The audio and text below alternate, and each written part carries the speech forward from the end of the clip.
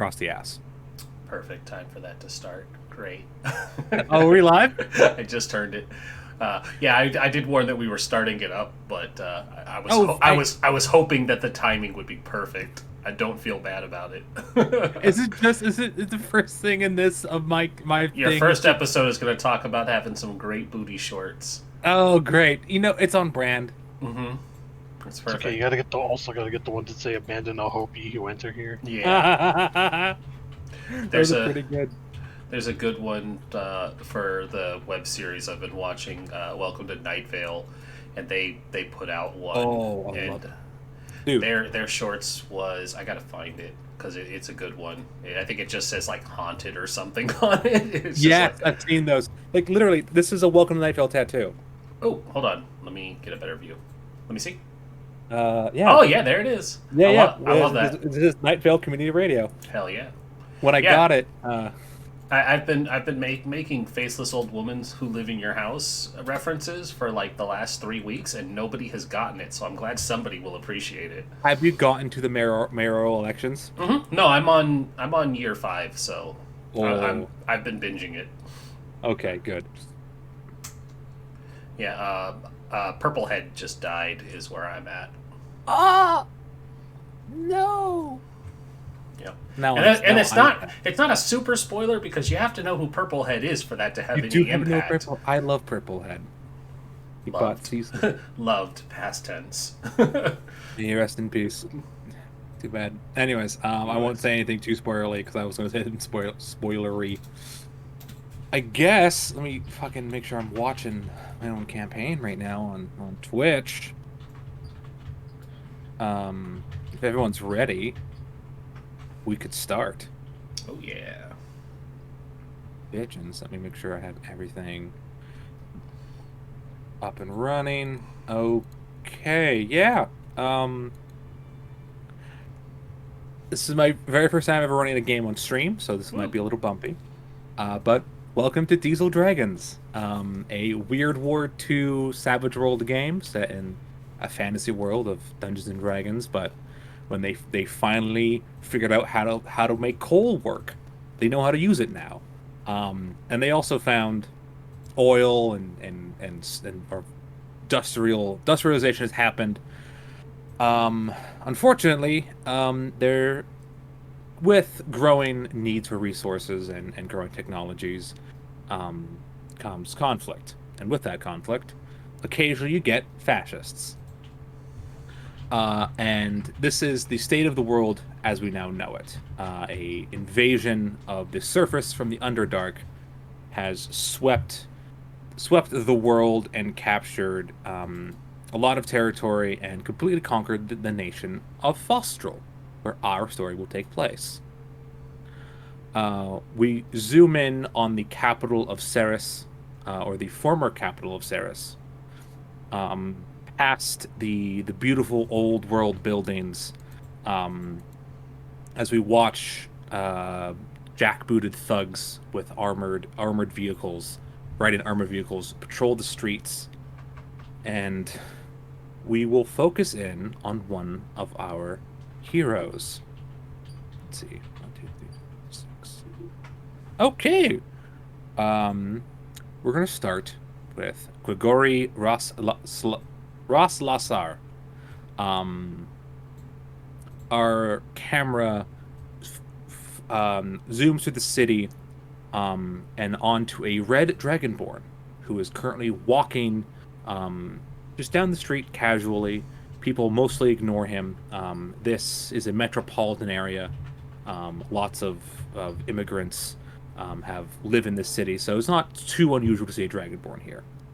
He walks past a large square, a large plaza, where a crowd has gathered, where in front of a drow who's calling out names, assigning work orders. Can Grigori please describe himself briefly? He's he's tall, like a good almost let's see, I don't remember what the height was. I have yeah, almost 7 feet, but kind of lanky.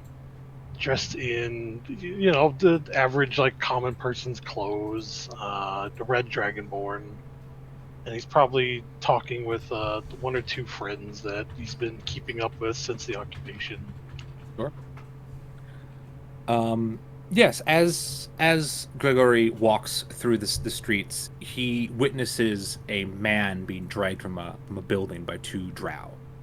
Um, he's handcuffed and thrown in the back of a pack rat, a large six-legged sort of crawling mechanized machine. Um, and you think back to before you came to Ceres, um, back to the People's Republic, your homeland. Um, so yeah, the camera will leave Grigori for a second, and will transition to a dark night. A full moon is out, lighting the small group of Dragonborn as they sneak their way through the bushes. The camera kind of zooms out and looks up as we see a very faintly in the distance, on top of a small outcropping. There is Grigori. There's Grigori on his stomach with a scoped rifle.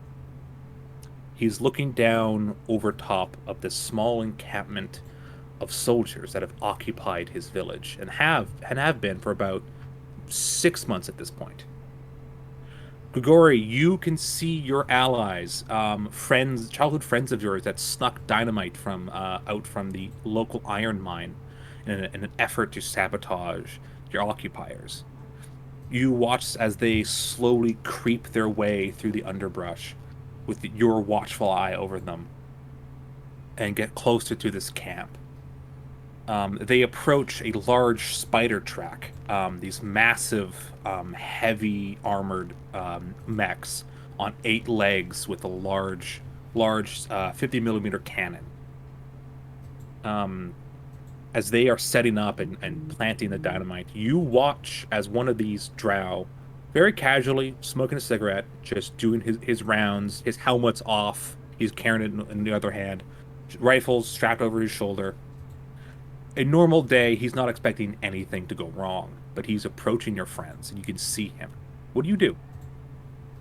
I'll use the little like signal thing that they would probably have to give to group that you can go back and forth and try to get a little like reflective thing for them briefly to let them know something's coming from the angle that the drow is. Sure. You bring out a little mirror and you use the moonlight to reflect and try to shine it in one of your friend's eyes. They notice it and they see the Dragonborn. Now see the Drow as he approaches. Your friends, one of them grabs him and attempts to slit his throat. In the following scuffle, the Drow is able to get his pistol out and fire. He misses, but there was a gunshot. Your friends are able to kill him, but others are sorry. The other soldiers in the camp realize something's gone wrong and are currently rushing over to figure out what's happening. What do you do as you watch these soldiers run towards your friends who haven't set up the dynamite yet? At that point, it's get on the scope and see like where they're mostly coming from, where there might be breaks and things for my friends to get through. As you look through, you see one man in particular that that sort of piques your interest, wearing a very nice coat, not the sort of the generic mass-produced sort of wear of the normal soldiers, and a very, very nice hat. That is an officer, and he is standing out in the middle of nowhere, out in the middle of this, in the kill range of a sniper. And I think knowing that everyone's approaching, we'll probably try to take the shot to distract them by, if Sure. an officer goes down, they're going to start freaking out. Mm-hmm. You take a second and you, just for the barest moment, is this the first time Grigori has ever killed someone? No, though it wasn't willingly choosing to kill someone. Sure. The other times have all been like self-defense against people trying to shoot at him. Sure.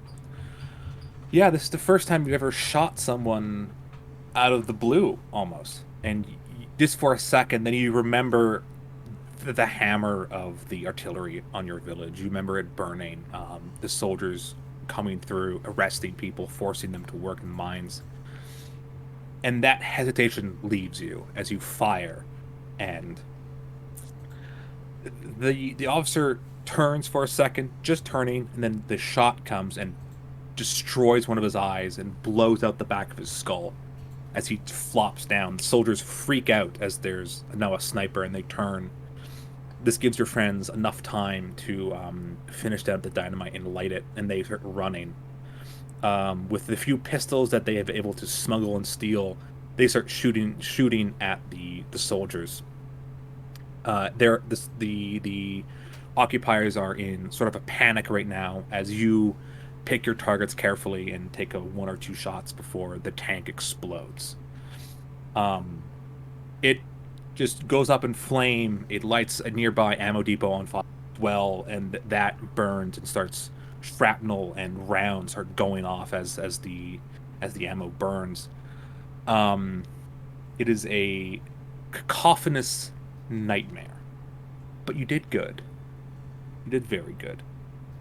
And the camera sort of zooms.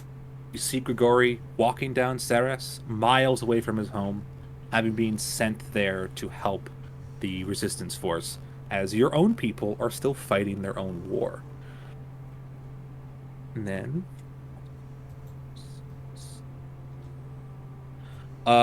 then we zoom out and head over to a bar. It's called the Black Cat Cauldron. It is a quaint little pub in downtown Ceres, and inside we see a elf. She sits at a counter. Rin, can you please describe Miss Goldleaf, Lieutenant Goldleaf? Lieutenant Goldleaf, Salathil Goldleaf, if that's the full name, is a peace officer currently under the Overdark Empire. His occupation forces, of course, their idea of helping maintain the boot of subjugation is by having locals also help maintain that boot. And reluctantly, Lieutenant Goldleaf was appointed one of these positions. She doesn't take to it very well, and among the locals, she's known to turn a blind eye or offer a helping hand when the drow are not looking. But when they are watching, she has a very good show of being a stern oppressor. So she kind of plays it two-faced.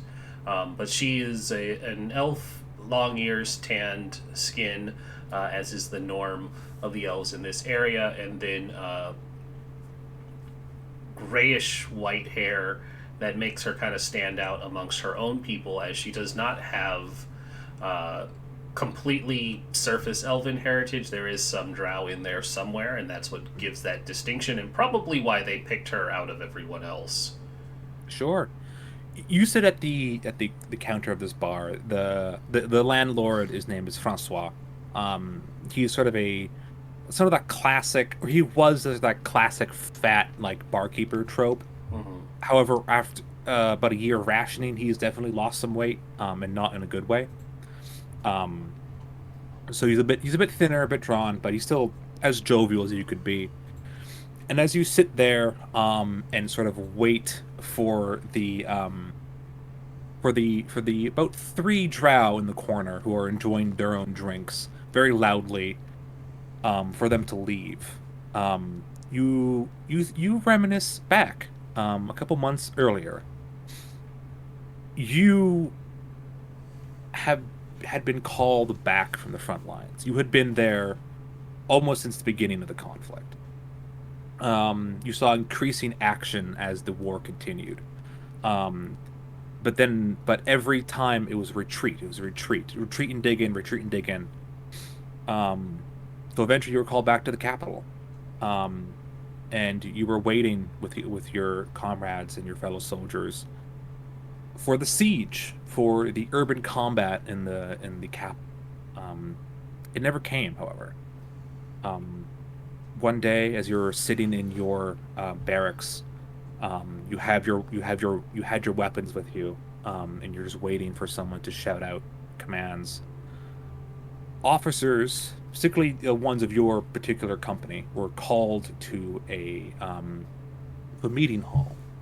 All of you were told to dress in parade dress, so you did. You got in your parade dress and you marched to this hall. And when you were informed that the king has surrendered, um, and in walked in a about 10 soldiers, um, underdark soldiers. Their boots were shined. Their uniforms were freshly pressed. They were clean and presentable. And just after them came in one of their own officers, a tall, sort of very fierce woman, um, who marched in heel toe, and stood in front of you all, and asked that you all swear loyalty to what is now being known as the Overdark Empire. Your officers, your friends, people that you've known, some of them you've known since training. These were good soldiers. Were unsure what to do. This is, they were always told like never surrender, always fight. And now they're being told directly by the enemy to yield. What does Goldleaf think in this moment? Uh, in this moment, she's appalled, and she's not going to be the first one to speak up by any means. Sure. You Everyone sort of waits for someone to break the silence. Someone does. It's not a man you know very well. You've met him a couple times, especially being sort of assigned to the same barracks. A good man, a good soldier. Hadn't had the chance to really get to know him yet, and he says no. It's the only thing he says. He looks the woman directly in the eyes and says no. This woman walks over to him and says to him, "I respect that. I can respect your loyalty." Takes her pistol, shoots him in the head, puts the pistol back. She looks at everyone else and says, "Does anyone else want to defy me?" And the camera will sort of leave that room and return to Lieutenant Goldleaf sitting at the bar, remembering that man and his brave yet foolish attempt to resist. We move away from Lieutenant Goldleaf, um, to the basement of this bar, the place where our three heroes want to all be. The only one there is his second elf. Shay, can you please introduce Tanjir? Tanchir is has that same kind of Camera being. Yeah, hold on, because my thing's not picking up sound. Say something? something. No, it's not picking up sound. Hold on. I don't know why it's not picking up any audio. Oh, I can hear you. Now it is. Well, no, you can hear me, but the OBS No, wasn't. through the stream, I could hear you. I just turned on the sound stream. Yeah, I was just watching the sound. It wasn't picking up anything when she was talking, so I just wanted to make sure it was working. Beautiful. It's working First now. episodes, you always have audio issues. First episode. That's what I've learned. I've done like 6 first episodes of these things. Yeah. Okay. Sorry, hon. I just wanted to make sure No everything worries. was good. Tanchir has kind of like a light brown skin. Of course, the trademark long ears. Her hair is a bit frazzled. Has a bit of has like a bit of a shine to it when the light hits it. fairly short, uh, but then she also has these burn marks on her, on both of her hands. Um, for sure, yeah. You sit in the basement of this bar at this table, which is essentially a barrel with a with plywood on top of it. It's not super nice little meeting place you have, but as you sit there and wait for your friends to arrive, you, like your two compatriots, reminisce back to earlier in the year. You worked at a hospital called the Spirit of Martel. Um, what were you there? Were you a nurse? Were you a doctor? I think she would have been a nurse. Sure. Mhm. So yeah, you were a nurse there, and as the war started, more and more battle wounds and injuries were taken to your hospital. At first, it was a couple that needed like expert treatment that were taken from the front lines. But as the lines fell further and further back and closer to where you lived, you got more and more injuries, some of them less severe as it was becoming viable to send them to a proper hospital. You heard on the radio one day that the front line was a day away from you. And the attitude of the hospital got morose and dark. Till one day you look outside and you see a tank roll up or walk up, these large mechanized limbed tanks um just walk right up to the front of the hospital. You see armored cars pull up, soldiers get out. There was a small battalion, or small platoon of soldiers that guarded the hospital. Seeing this, they decided to surrender to spare the hospital a gunfight. The sergeant of this group put on, again, a proper dress uniform to surrender to the other officer. Walked out, with his soldiers. Um, they all laid their arms down and they stood. And as they offered surrender, guns were raised and they were shot. The soldiers then stormed the hospital. Any patient that was a soldier was also shot. During this fight, um, grenades were thrown, a few improvised explosives were made and tossed, and by the end of it, the hospital was on fire. You were inside the hospital, obviously, and you had to witness some soldiers burn to death. Some on from both sides, and you witnessed and heard their screams as they ran and tried to flee the flames. Um, as you rushed outside and tumbled out of the smoke-filled building, you fell at the feet of some soldiers who grabbed you, pointed guns at you, realized you're a civilian, and then pushed you aside. You wandered back to your hometown and, scarred physically and mentally by the experience. The camera leaves this scene and returns to the bar, as Grigori enters, and as he does, he watches as the three, rather drunk at this point, drow stand up, sort of slurring and leaning on each other, still armed, leave the bar. And you see your friend, Lieutenant Goldleaf. I will learn how to pronounce your name. It's very complicated. You see your friend sitting at the counter, and as Francois sees these men leave, he turns to the two of you and says, "Your friend is downstairs if you want to go now." Thank you, Francois. Of course. And he sort of gestures over to a door on the side. And you two enter it and head downstairs to your little resistance meeting, sort of HQ.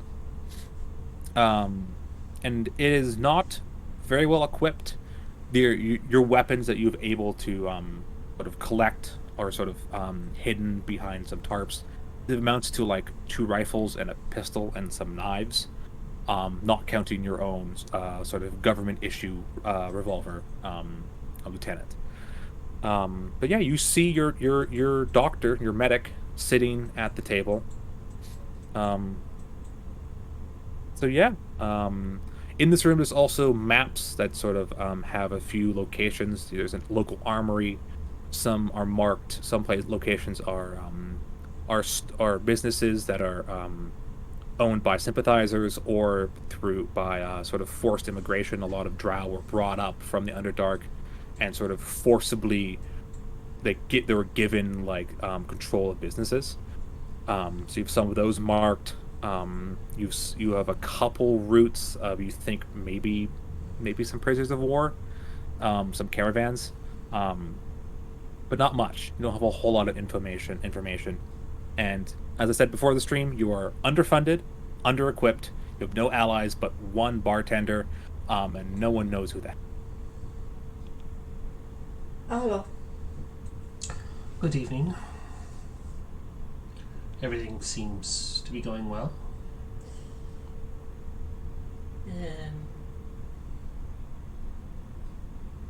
About as well as you can expect. Have you seen Gregory yet? I have not. Grigori entered with you, by the way. Sorry. Oh, yes, Yeah. I have. He's right there. Yes, he's right here. Gregory, good evening. Evening. We needed a sniper to be quiet. Yes, if I had seen him come in, then he wouldn't be a very good sniper. That or I'm just so unnoticeable. Well, I mean, even being unnoticeable would mean that I didn't see you. It's all the same, really. That is a good thing for you, no? I took another one on the street. Oh dear. They are insatiable with this.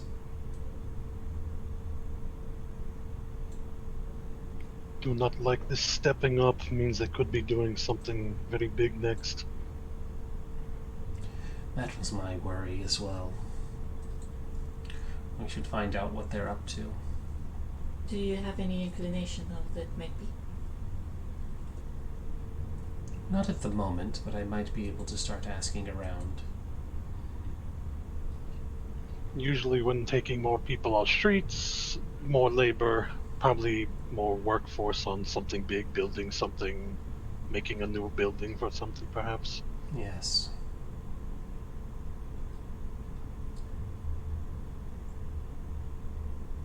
You will have to forgive me, my tactical mind is not very, Yes, I'm going to step in and sort of help direct you as early on in the campaign. You have a lot of freedom to choose what you want to do. As I said before, the maps does have a location of an armory you could go and check out. There again, if you want money, you could hit up one of the businesses and essentially just rob it. Or you could focus on recruiting and rescue some prisoners of war.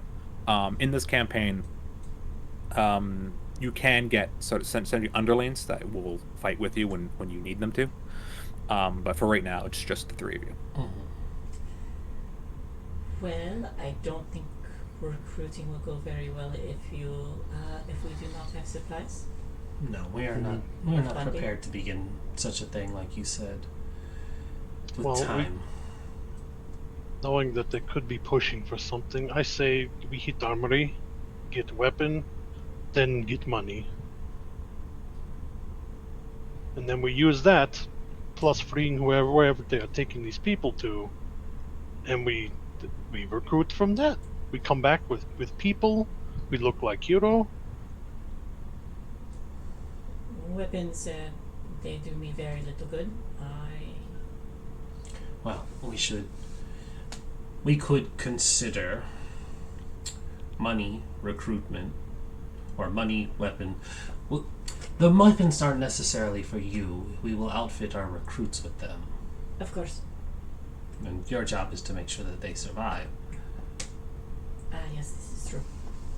You also can get more recruits if they know you have supplies like weapons to fight back. Yes. The money also helps provide provisions and a place for us to keep everyone. It It'd be is. cool.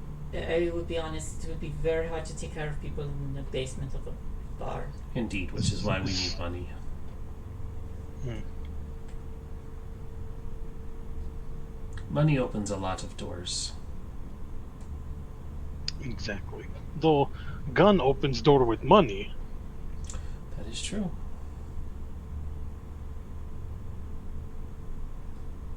That was an excellent line, by the way. Gun opens door with money.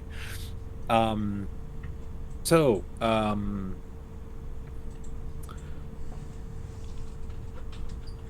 sorry, this is my sort of first ever to stream, so I'm a little nervous.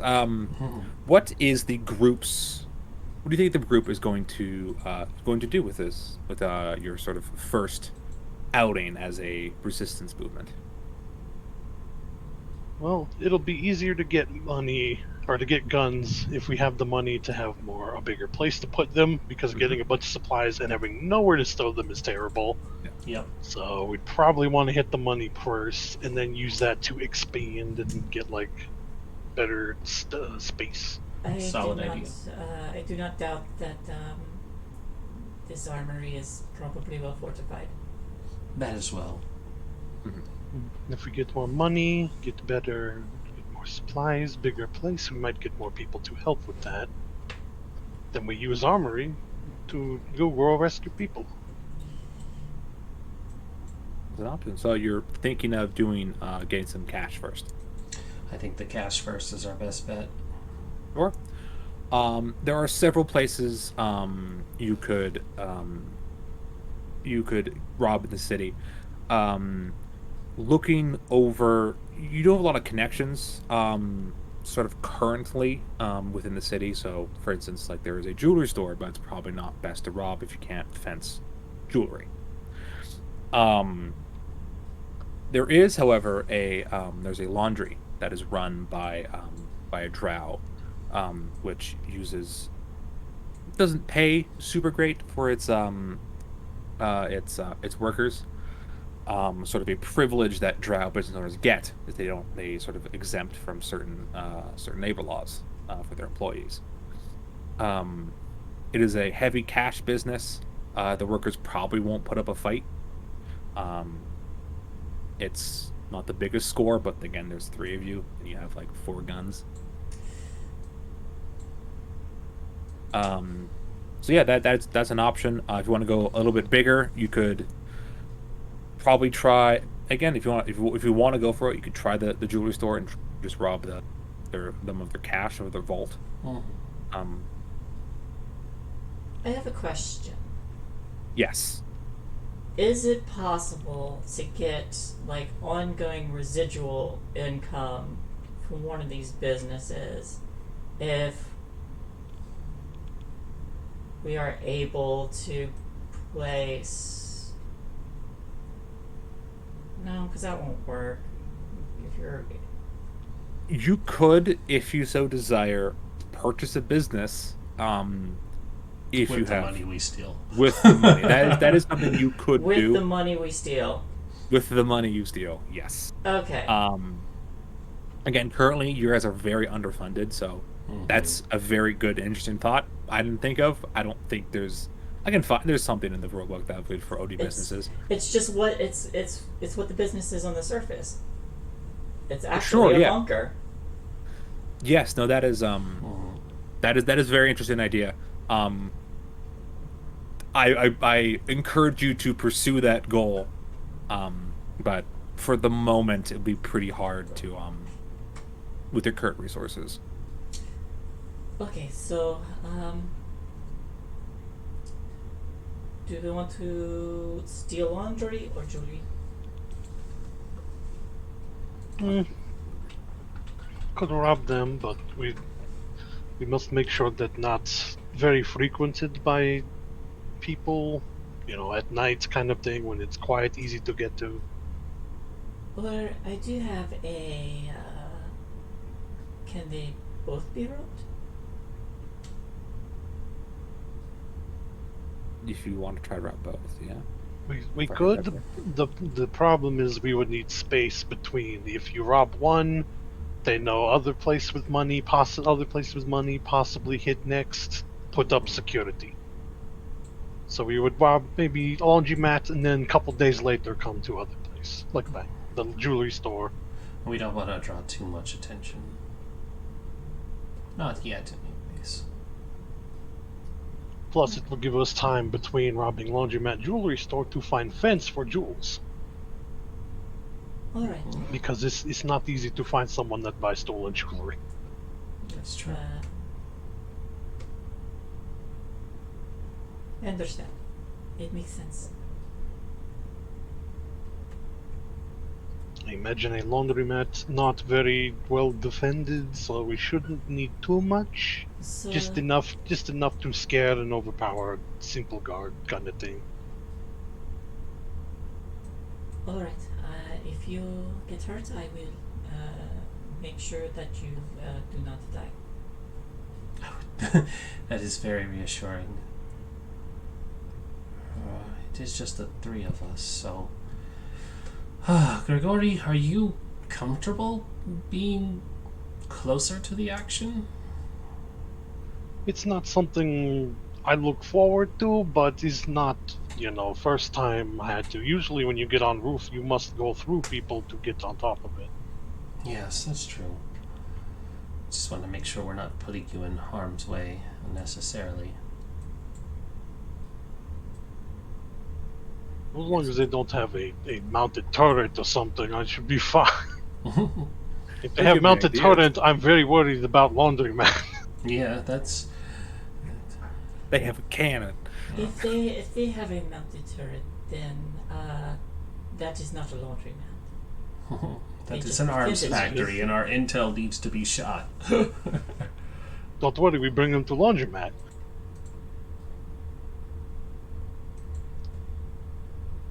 So, you have all Unless- decided.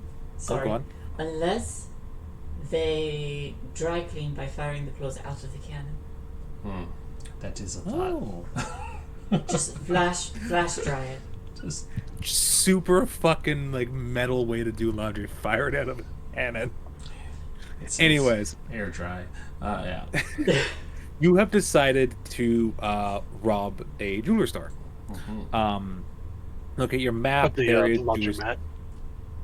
and the laundromat, yes. But I feel like you guys talking about doing the jewelry store first.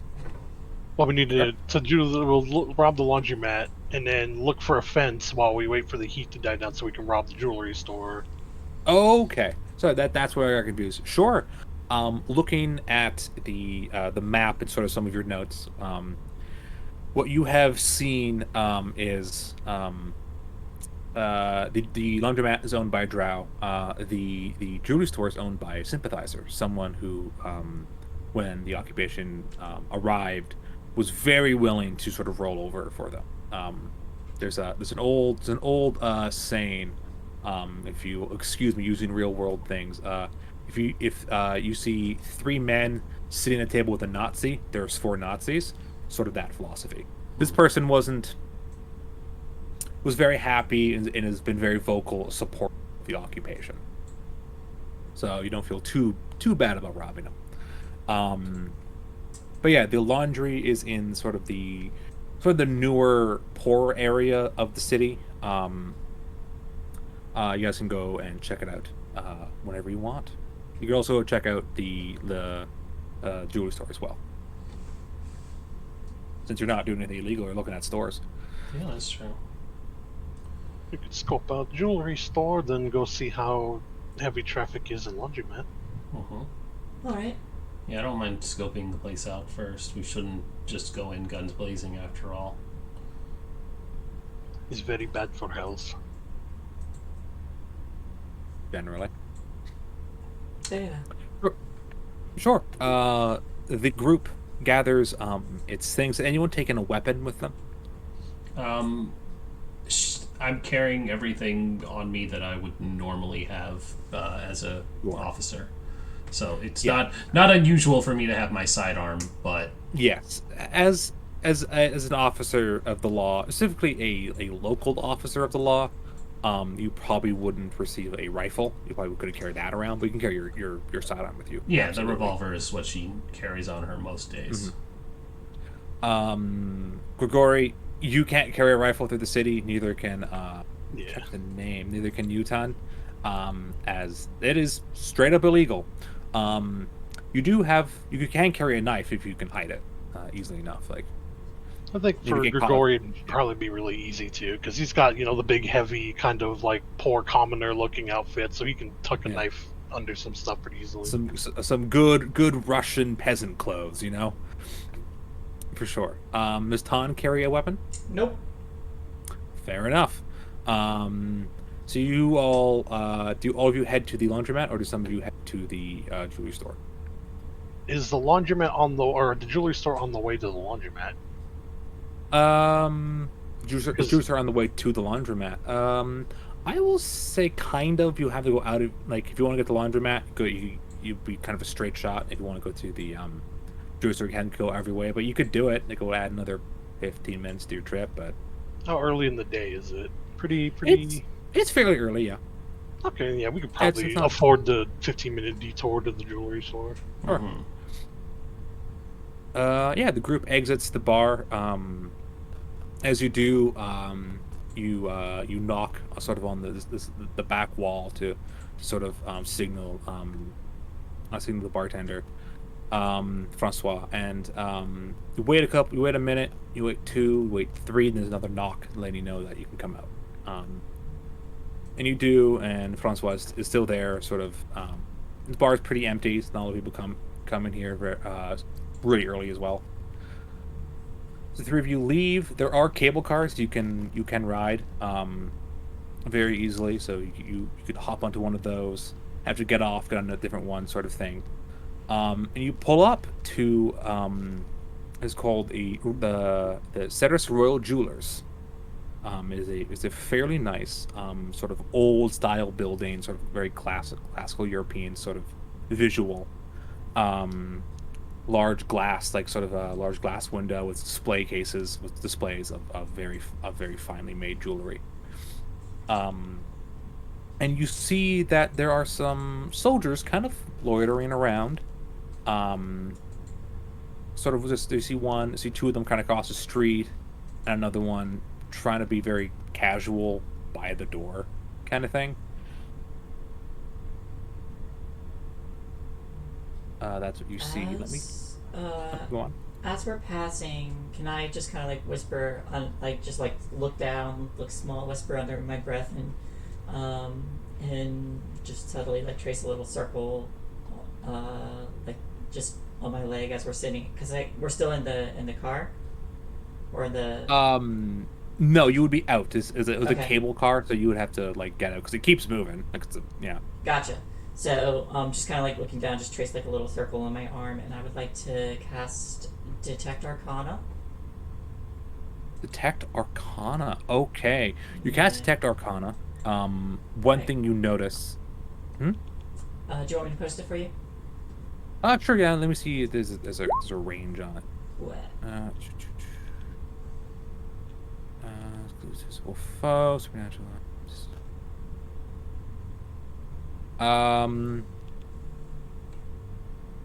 Okay, yeah. Which of those rings in there is the Ring of Three Wishes? The Ring of Three Wishes. No, you do not detect any magical jewelry. You detect some pretty low level magical. Some of the soldiers' gear, which is pretty normal. Sort of in like magic enchantments in the war, it happens. The guns are a little bit magic, keeps them working a little bit longer. But nothing, no magical security measures that you can detect off the bat. But there are the three soldiers that seem to be hanging around. Everyone can do a notice roll if you want to try to see what else is sort of. The soldiers are being pretty obvious. They're being like, we're here. But everyone else can do a notice roll. Okay, that's it. Okay. Yeah, Tan and Grigori, as you sort of walk past, kind of look over, kind of try to notice things. On the inside, there is a very well-dressed man, sort of standing very prim and proper, sort of off to one side, probably like the in-house security guard. Grigori looking at these soldiers, they're probably being paid by the jewelry shop to keep an eye on things. Which you would know, gold leaf is pretty common. A lot of these soldiers are bored, they want to be out fighting, so getting a chance to play gangster is pretty appealing to a lot of them.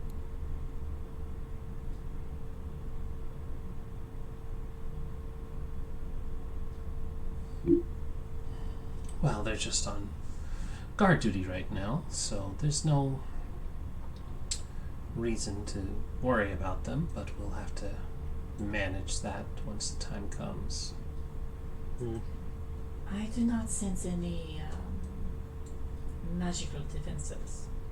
That's good. They're probably expecting the muscle to help. Yeah, simple. Just 3 soldiers, enough to intimidate most people.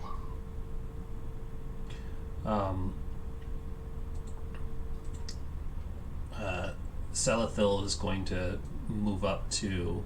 You said there were 2 off on one side and 1 off by themselves? 2 off on the other side of the street, and Grigori, with your notice roll, with your raid, you see like they're smoking, but they are looking over every once in a while and kind of have clocked you sort of being there, but they're not doing anything. They're just like, oh, they're walking past. And you sort of have the privilege of being accompanied by an officer. So they're like, okay, everything seems kosher. Yeah, we just look like either we're being escorted or this officer's, or we're on the level of the officers with us. Yeah. So for right now, you're not in danger of them coming over and like trying to rough you up a little bit. But there's 2 across the street, and there's 1 sort of hanging out by the door, sort of leaning against the wall, sort of playing with his knife, sort of like trying to be like look tough and like clean his nails with his knife and kind of looking at people.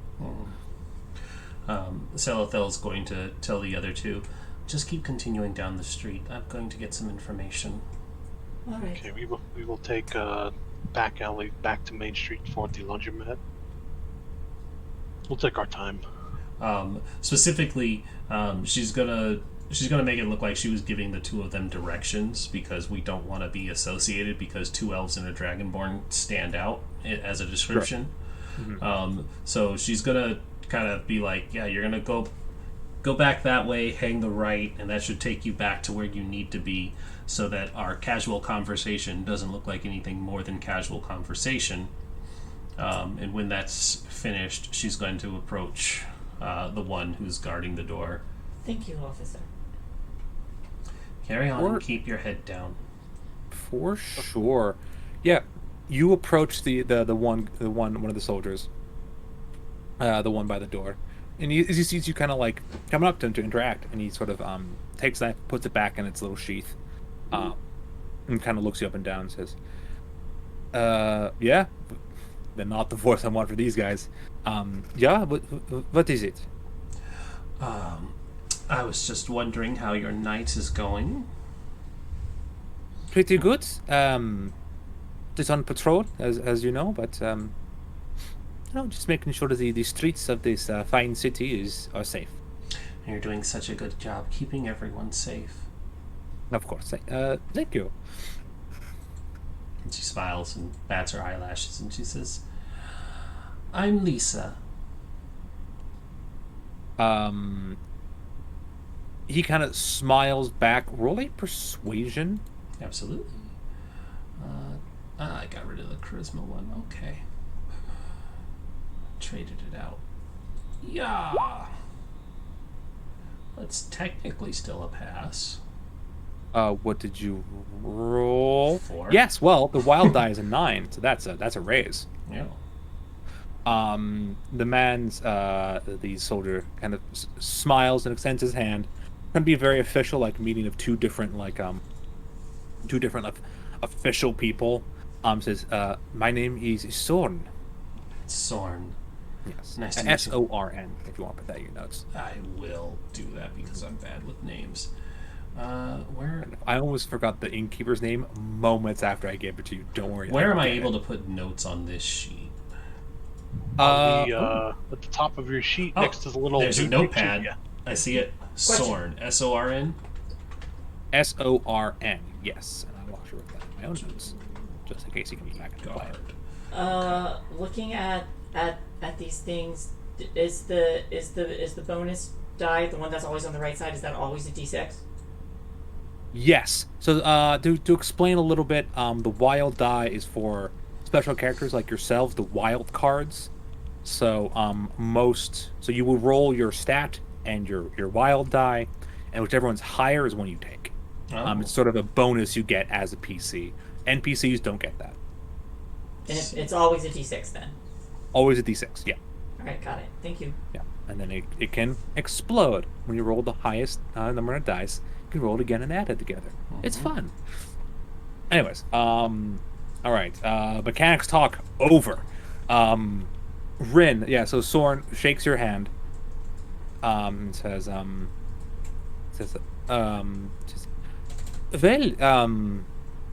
I could always use some company as I keep these city streets safe.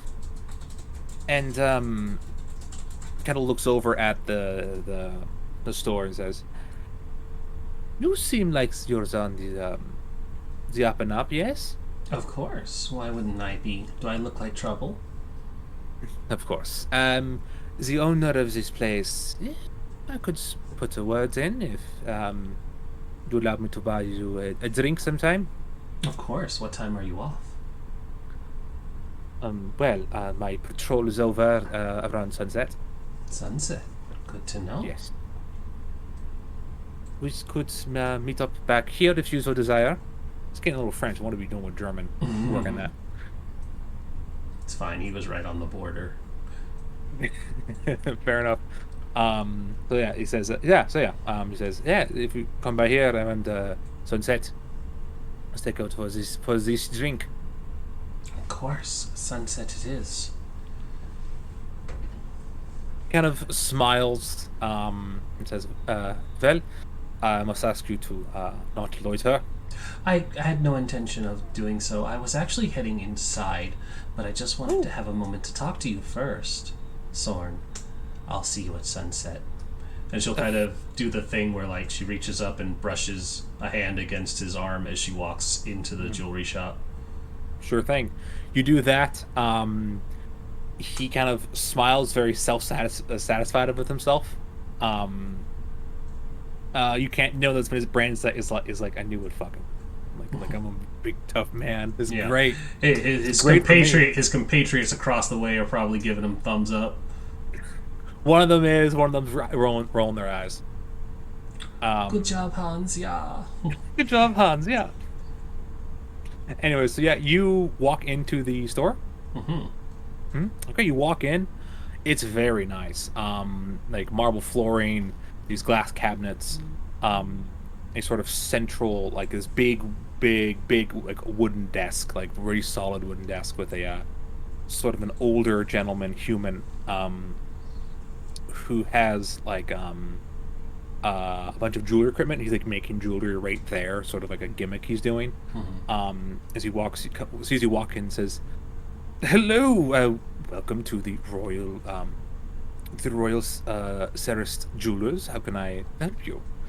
I was looking to possibly make a purchase. My mother has her wedding anniversary coming up very shortly. My father, you see, he passed away, and I still wanted to be able to get her something nice to remember him by. Oh, of course. Well, what are you looking for? Rings? Perhaps a necklace or a brooch? I think a necklace would be perfect. Could you show them to me? Of course. And he sort of takes you over to sort of the front of the store. And sort of one of the big pieces he has out front is this very, very nice big gem, like a bunch of smaller gems, like diamonds. Very expensive. It's like $1,000. But he shows this to you first. You're dressed in like very proper military gears. Be respectful. Like this is one of my perhaps one of my finest pieces. Outdid myself. It is the most costly, of course, being sort of a masterpiece. If I'm allowed to brag a bit. Brag away, of course. It's the most luxurious thing I've ever seen. You flatter me, madam. Of course, over here, he takes you to some smaller pieces, some more subtler, like golden chains, with like small pendants on them. They're pretty well done. Like, this guy's he's not a fraud. He knows what he's doing. But yeah, you can see these smaller ones, like emeralds and sapphire, less sort of less popular gems, but they're well made. This one would probably run you anywhere from like 100 to 300. He shows you some of those. Some of the cheaper ones he allows you to try on. Sort of has these gloves, these very fine gloves, and lets you kind of sort of holds them up and puts them on you to see, sort of get the feel, try to get you attached to them. How long? You're trying to scope this place out, I assume. Yes, and she is getting him to show as much as possible, and being very clearly an officer, he probably doesn't have any reason to doubt that she has some money, but it's very much like, I'm also a wartime officer. I probably don't have that much money, but I have enough that I could pay for something if I wanted it. Yes. So he won't think that she's a slouch just window shopping. For sure. And also being like an officer in a militarized, like, authoritarian regime, like, he's being extra nice to you because he knows that you could shoot him very quickly, ruin his people business. Would be like, oh, how terrible, he was mugged. So like, yeah, roll a notice check for me as you're walking around. All right, let's flip that back from the notes. Notice. Hey! Ooh. That's good. So yeah, with a 7, that is a success. Looking around, yeah, you see there are, again, one of the issues is find them to buy them. But there is probably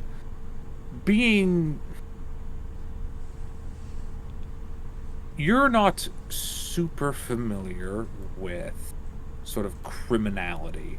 You weren't an officer of the law before. You weren't an officer of the law before, I assume. No, she was just the military officer. Sure. I will say for this, roll me. You wouldn't know this. Roll me an unskilled check. It's the very top of your skill list. It'd be unskilled. Roll that for me. All right, I'll take it. Oh fuck. Okay, sure. That's a success.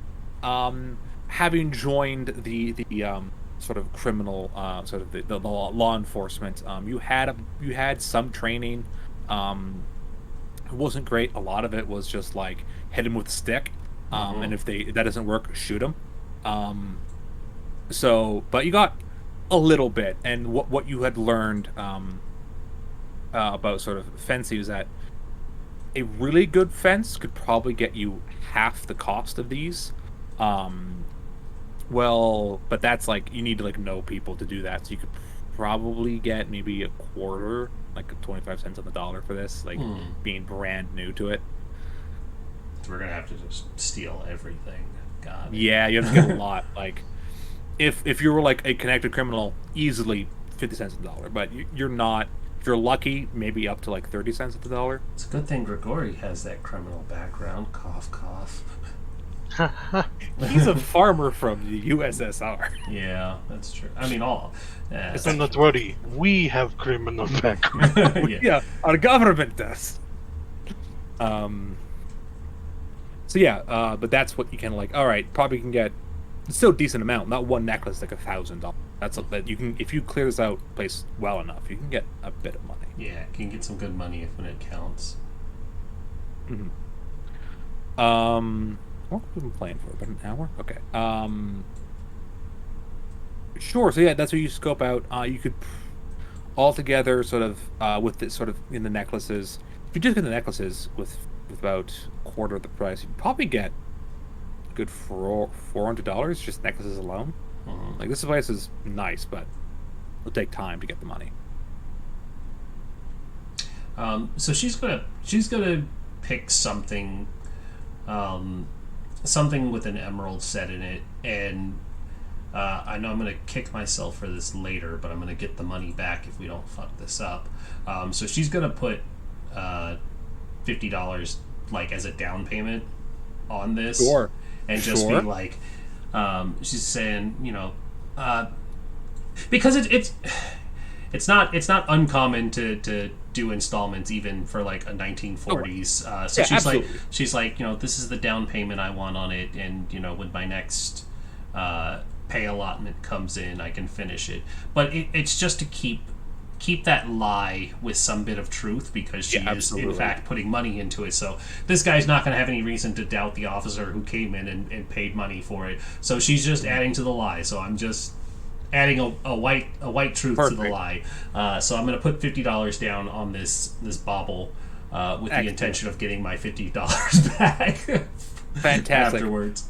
For the audience, they all have $50 to themselves. Bryn is officially broke. Yeah, I'm broke now. You pay the 50. It is a very nice little pendant. He takes it out of the display case. He puts it in a little box, and like we'll put it somewhere safe, so other people will be like, "Oh, I want that." But he takes the money. Says he sort of writes you out a sort of an order with the remaining price. Remaining is $75. $75 more, and you can buy it legally. I should have put insurance on it too. Insurance on it. Part of it is that like if it's damaged or stolen. You will get your money back. Because like, yeah, he's a good business. He's like, it doesn't happen very often. Like, well made. So unlikely that I'll be robbed in the next couple days. Yeah, it's so unlikely. So yeah, he gives you this note. It has his name, the name of the business. And then you have to sign it, and it has sort of the agreement, like you'll come back within 2 weeks to pay the money, and if you don't, he'll keep the 50. Excuse me. So yeah, so you finish up talking to this guy and getting this sort of legal document signed. Look at the names again. Let's call you Lien. Tan and Grigori, are you waiting for your friend, or are you headed down to the one? What we did was probably using those directions in case somebody followed us. Went down to like where it would pop out at the corner, and looked for like a small shop just to get like a something to eat, maybe like some bread or a sandwich. Sure, absolutely. There's a small cafe that has sort of like little treats you can buy for like $1, $2. Probably less than that, actually. I don't know 1940s money. I'm from 2000, and I'm from the 2000s. Knowing he's from fantasy Russia, he's probably looked for the biggest, cheapest thing you can get that's filling, like just something big and bready. Sure, you can get some like older bread, like a big loaf that probably for like 50 cents, just a giant loaf of bread that's been out, like didn't sell. You can get that easily. That's just a stale piece of bread. Yeah, it's good filling. It's a stale loaf of bread, not a stale piece of bread. That's just a stale loaf of bread. It's like a rock. Well, I mean, it's easy for me to eat. It fills you up. You like some? The inside is still soft. That's pretty soft. How can you even get to the inside? If you drop it, and you just crack a rock open. And you just see he like kind of like pushes it until it like breaks in half almost, and he like pulls out some of the inside fluff. Like, hey. Oh fuck! I love grungy peasant dragon. Oh, I'm very happy with Grigori.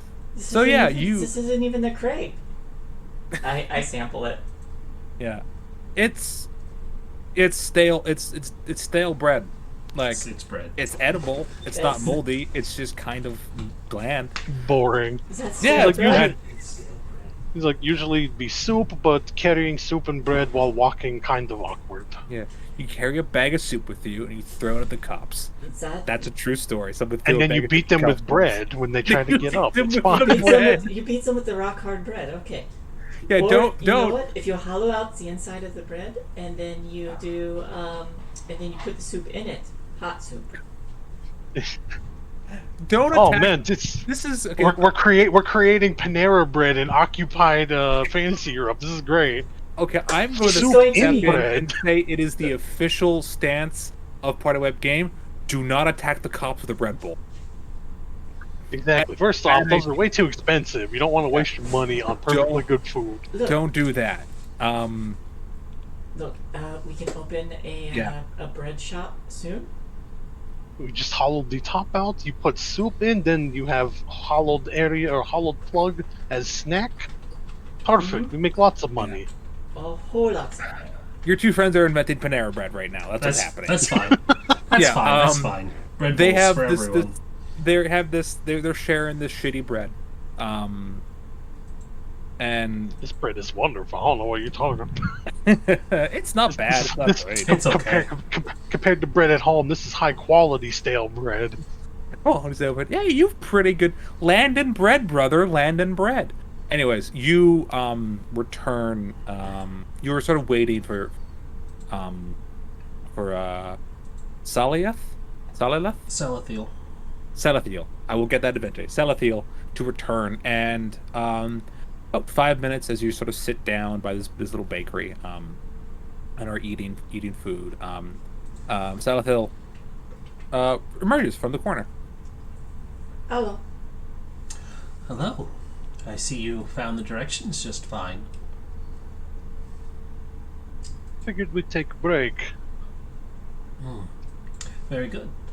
I was able to place a down payment on some jewelry. Mother should be very happy with what I find. Oh. Oh, was it nice? It was decent. Well, I am sure she would love it. Mm-hmm. Come, let's talk and walk. We don't want to be discussing too much out in the open. Of course. Sure. The three of you head on further sort of out of the city. You sort of your base is located just near downtown. You sort of start to head out of the city, so heading uptown. And the buildings here become newer, a little cheap. But you know, it's not a slum. It's nowhere near a slum. It's sort of like More like we're hitting old town kind of stuff where no, it's like new suburb sort of like thing, but like before suburbs were. It's just a newer part of the city, not as nice as the older part of the city, but not a slum. We enter here. Go on. My jacket has a bread stain on it. It needs to be washed. A bread stain? Hmm. I offered her bread, apparently a little too hard. You know, we should go visit the laundromat. Oh, I see. You need to get bread stains. You need to get the bread stain out. I understand. Sure. You head over to this laundry. It was called Kosovo's Laundry. It is still called Kosovo's Laundry, but there's a sign that says under new management, sort of on the door. There's no like window you can see inside. It is someone's house that was converted to a business. So it says under new management, and also below that, sort of on a sign that's hung directly, like nailed onto the door. Was a little bit nicer than the under new management sign. It says walk right in. Well, you heard them. Walk right in. Yeah. I am going to walk right in, but before I do that, I'm going to subtly cast Detect Arcana again. Sure. How long does that last? Actually, less than an hour from the hour. from the Yeah, initial no, you don't have to cast this. You'll be Okay. fine. Yeah. It's getting near the end. I'll see you have like 20 minutes left. Like Cool. a little bit more than that. Say 30. So yeah, you walk right in. With that spell still going. And first thing you notice is there is magic going on. But you see it is a drow woman. And she's reading a book, and then she kind of goes like that, and then a page turns. So, this person just knows a little bit of magic, not uncommon for elves. Excuse me. Yes. Oh, what are my manners? Welcome to Kosovo's laundry. Uh, Pleasure. I seem to have gotten bread stain all over my jacket. You do walk-ins? Bread, bread stain? There's crumbs stuck in all of these. Yeah, we do. Yes, we do. We do walk-ins. Yes. How much would it be to have my jacket cleaned? She kind of gets up and kind of moves around. And kind of manhandles you a little bit. Kind of grabs you and like looks at your coat. How nice is the coat?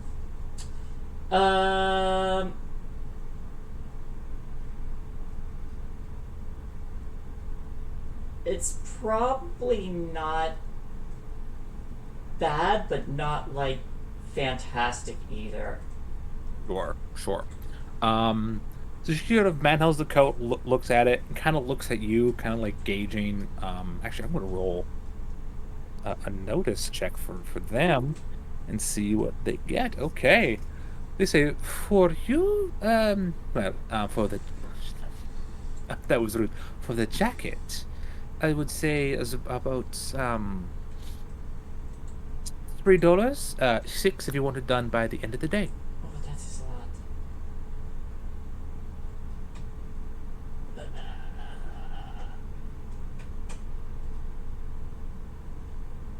Okay. Yes, please. By the end of which rather, if $3. The $3. Sure. Around noon tomorrow, we'll make sure to return the coat to you. Almost brando. Understood. Thank you very much. Of course. She takes sort of helps you get out of the coat, and writes out. I'm writing a lot of NPC receipts.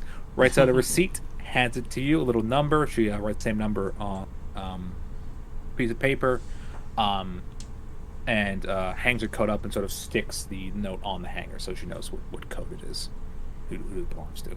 I'm looking at the receipt and I'm like, oh, this is like 3 times more expensive than it used to be. Yep. So yeah, you are now coatless, but you have a receipt. I am cold. Everyone This plan roll. did not work out. Yeah, you didn't Everyone think that roll through. Everyone roll a notice check while this happened. Okay, it's one success. It's a success. Whoa! Holy shit! Okay, I'm on fire Oh. today. What do Wow. your elf eyes see? that's 3 raises. Can we just play you- Savage Worlds forever? This is the best I've rolled in forever. This is so. We were actually doing so much better than our fucking flood game. We could barely win. So many God. sixes. So See, many- Shay, it is possible to roll sixes. That's 2 I say that, but we're playing it tomorrow, and I'll probably Good do luck. terrible. Oh, absolutely. There's so much more gunfire in that one than right now. And this is a war, anyways. That's true. With a double raise, you look. There's sort of a back room. The door is closed, but as it opens up, you see a gnome sort of dragging a large thing. He looks miserable. He looks fucking miserable. And as you sort of like lean back while Tan is talking, you're able to look in and see a rather large sort of laundry. That's just the word. It's a large laundry. People are scrubbing clothing. People are hanging up to dry. People now are pressing it or are ironing stuff. Trying to think what was invented in the 1940s. I still think that all But yeah. applies. I think it all applies. Yeah. There's a long tradition of people washing other people's clothing for money. They all look fucking miserable. So you're probably right that these people aren't going to stop you. If you rob the place, they'll be like, they don't pay us enough. So. But yeah, you see these people. The gnome sort of is like, excuse me, and kind of keeps their eyes down as you notice the proprietor's glare sort of like lands on the gnome. They sort of like trying to get out of the way of this person. As I'm being manhandled, I'll ask, what time do you usually close at? You said noon, right? Yes, noon tomorrow to retrieve your jacket. Okay. What time will we usually close?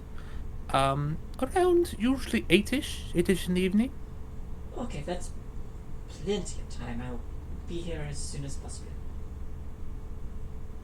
Yes, of course. I was like, wait, but yeah, oh, I get what you said. She says, how about your compatriots, officer? Do you require anything washed? Of course, there is a police discount. I am fine at the moment, but thank you for the offer. I will remember your shop the next time I need my dry cleaning. Thank you very much. And so Dragonborn, sort of dismissive of you. Not currently, but thank you. Right. Well, she turns again, dismissive of Grigori, turns to the two elves and says, well, you are always welcome back to my shop whenever you need. And of course, by noon tomorrow, it should be done. And of course, you're free to pick up later if it works for your schedule. Of course, I will aim to be here shortly after noon. Excellent. Gory. They'll learn Hey, to take him seriously. Lucky I currently- did not continue with demolition. I blow place up instead. Look, Yeah, I made a hole in what? 3 The seconds? Dragonborn and the Canis, the Drow currently fucking hate because they're the ones who are just hope. And so yeah, the three of you leave the shop. So yeah, sort of a brief overview of what you gathered. You'll get a lot more money from the jewelry shop. It'll be harder to do. You can get more information from the guard later, probably, Bryn, with your date, if you decide to go on it. Gotta keep up appearances. Hmm? Gotta keep up appearances. That is true. And the laundry would be a lot easier if there's no guards around. The employees ain't gonna do shit. Probably won't get a whole lot of money, but you'll get some. Probably get a over $100 from this, probably. Entirely up to you guys. So what is the group's plan now that they've sort of scoped out? You have a lot of the day left. You could, for instance, you could check out the armory and look at that as you sort of, if you want to check that out as you're out and about in the town. How far away is that from the laundromat? That is pretty far away. It is sort of it's definitely deeper into the city. Sort of the core of the sort of power. But you can check it out. We could split up and do that since it's going to be far. Mm-hmm. I can handle my information gathering while they scope it out. All right. Sounds fair. I will meet back with you all later in the evening, hopefully. Drinks it is. Yes, don't get in any trouble while I'm away. I will certainly try not to. I will keep eye on her, Good. Excellent. knowing he's the overconfident asshole. Absolutely. You're a communist. You're a little overconfident. It's part of the ideology. So the two of you will split off together again. Hop on one of the sort of not the rail cars, the cable cars. Excuse me. And head deeper into the city. What is Saliath doing? Salathil is going to. I will get it eventually. I want to Yeah. write it down. It's just Salathil. Salath. So she will probably head back to her apartment and actually make herself look a little more presentable for this. She's absolutely disgusted by the drow, but she is also a good operative, so she is going to do what she can to get this information, which does include having to entertain from time to time. And Oh my God! You weren't lying to me earlier today, were you? what's that? The thing you posted, it's a little not safe for work, but you know exactly what I'm talking about. Then You're gonna do it. Then yeah, probably. I don't even remember. gonna fuck Don't know the what Nazi. you're talking about, but probably. He's Oh yeah. He's gonna fuck the Nazi. I mean, it's gonna get her the information. That's what they do. You get information. That is historical. Some resistance fighters did have sex with Nazis, and then they shot them. And then they murdered them. They're pretty fucking cool. Look them up. Yep. Was Julia Anyway. Child one of those too? Because it was Yes. like her, Christopher Lee, was it Ronald Dahl or something, and Ian Fleming. And Yep, they did some crazy shit, man. The resistance movements, they're fucking cool. Anyways, we're getting off track. So you go to prepare for your date.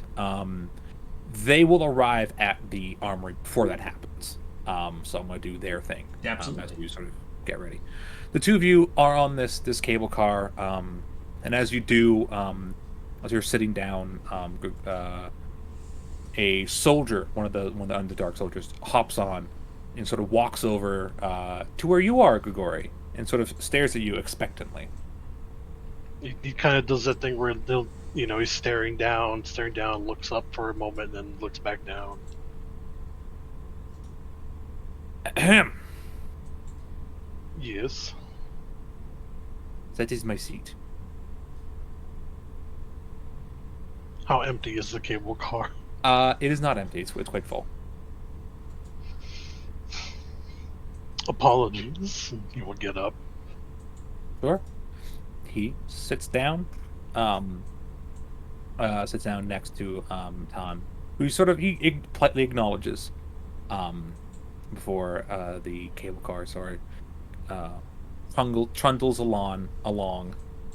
And yeah, so you guys spend the time necessary to get to the armory. The armory itself, there are two parts to it. There is the ammo depot, which is a separate place, and then there's sort of where they keep the guns. There is ammo with the guns, but it's not a good idea to store all your shit in one place, because as Grigori knows, it explodes real good. So both of you roll a notice check for them to sort of scout out and see what's what. Doot. 9. Excellent. Tan, as you are walking, you're looking around, and you Grigori has done enough sabotage, you know what he's looking for. You're not quite as familiar with sort of this aspect of the job. So you're not... You see Ben with guns, you're like, that's bad. Grigori, with your rays, looking around, it is fairly well guarded. It is not as well guarded as it probably should be. You're pretty deep into occupied territory, and there's not really a resistance movement so far. You're sort of the sparks of it. You're sort of the beginning of resistance, and so there's probably looking around. You see two guys sort of standing by the door of the ammo depot. There's two more of sort of the armory itself.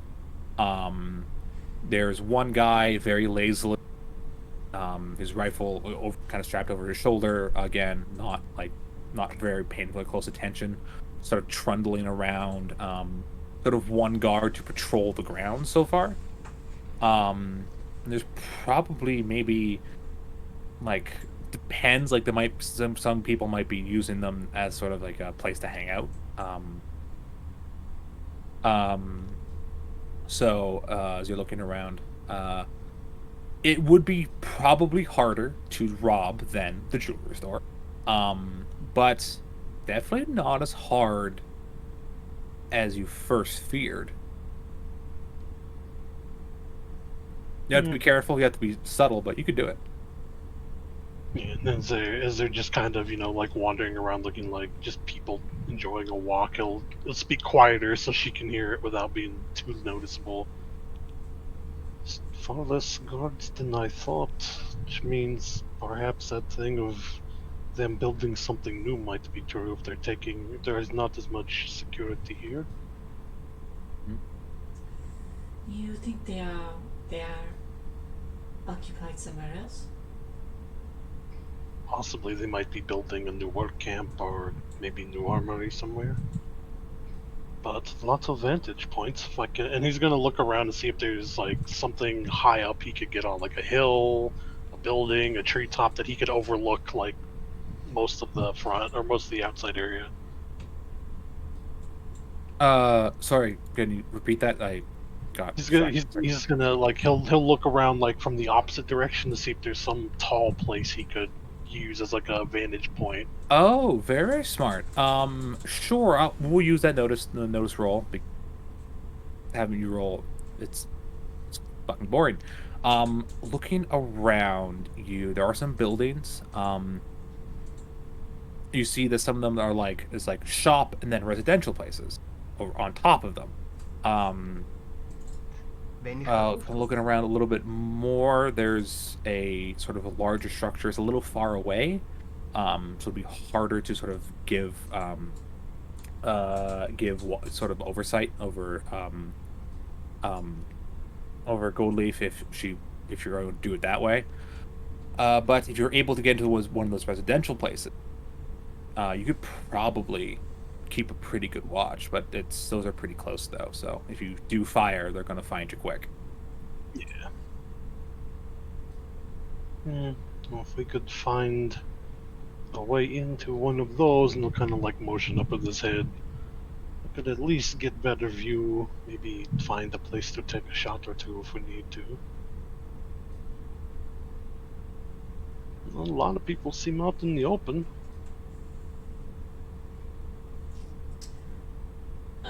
Ideally, I think it would be better if this went without anybody dying and them completely unaware. That's fair to well, if I could get into see that, and he'll kind of like do the thing where he turns his head just for a moment to look at it. So if we can figure out the way in there, I could keep eyes on everything, because if these are just standard troops, they have patrol routes, patterns they keep up for, order. They become very predictable, especially in between changing of guards. You are the expert. As you were watching this and sort of keeping an eye out, you do notice it's not one of the mechs, more sort of the legged inventions the Drow have become so famous for. It is a normal truck. It's a large truck, a canvas cover. As it pulls in towards the gate that surrounds the armory. There's a gate. There's a fencing gate, obviously. The gate opens up as the truck pulls in, and begin to unload some stuff. Grigori will probably try to get them to keep their walk going. Like, there's no, like, oh, hey, what's that? So they look obvious, but he's going to definitely be peeking while they walk. Sure. Looking in, this will be another notice roll. I'll say for this. Tom, you can do it as well. Ooh, well, success. You did it. Fuck yeah, Ton. Looking in, you're both kind of staring in, trying to see what's where and who's who. And yeah, you see a non-drow driver get out, show papers as the guard kind of approaches. Their kind of hand on their gun, being like, read the thing. It's fine. Shoulders the rifle. As he begins to help the driver unload some stuff. Some crates, not all of it, and pulls out the gate in the back and goes and drives down an alley to get out.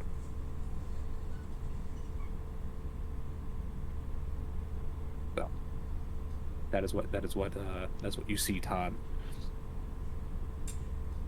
I'll lean over and just kind of like whisper what I noticed. Do you think it might be easier to sleep in if we had a reason to be there? Wouldn't that be too hard to find a way to make delivery here? You could stow away in truck, in crate. Could be driver. would need paperwork. Might not be easiest thing in the world to get, but Salazar probably could help with that.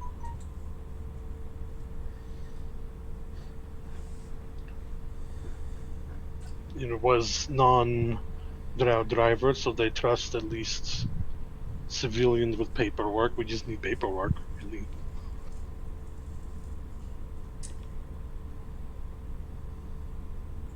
Would having worked at the hospital, would I be aware of like what delivery forms look like whenever we receive supplies? For that hospital under a different government, yeah. You're not sure if they're using the same framework.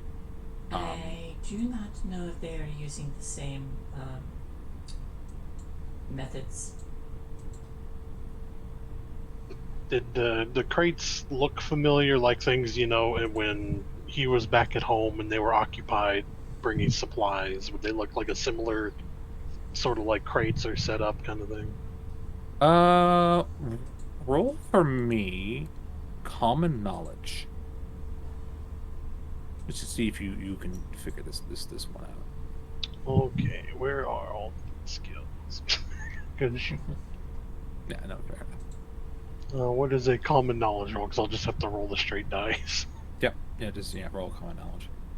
Is Common it- knowledge, if you have trained in it, you can do it, but it's D4. You don't the -2. It's not technically untrained. It's strange. Yeah.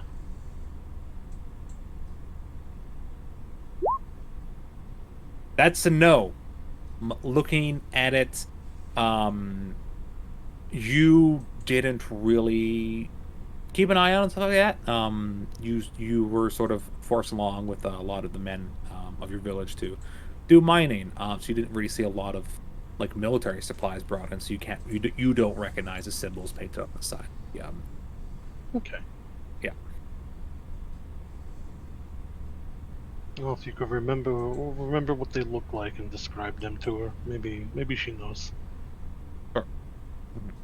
You so yeah, you kind of like we'll see if you can sort of describe what these are. So yeah, that is what you notice on your trip. There are some vantage points. One a little bit away, you'd be able to go there. Wouldn't be the best angle, but it would be hard to find you. So closer ones, great angles. But that window there. Also, trucks come in and out. They're civilian drivers. You see proper paperwork. And if you have the right one, they might help you load the guns you want to steal. But going as you sort of leave that area, so you don't raise too much suspicion, we're gonna go skip forward in time a little bit to our girl. There was a thing posted in the chat. I'm gonna look at our private chat to see if I can say Salalith. Yes, Nope. Salathil. Salathil. There you Salathil? go. Sailor. Yes. I'm sorry. It's part of it. I am dyslexic, so That's fine. yeah. Space I will space it out. Space it out. Yeah. Salathil. There we go. Salathil. So with Salathil's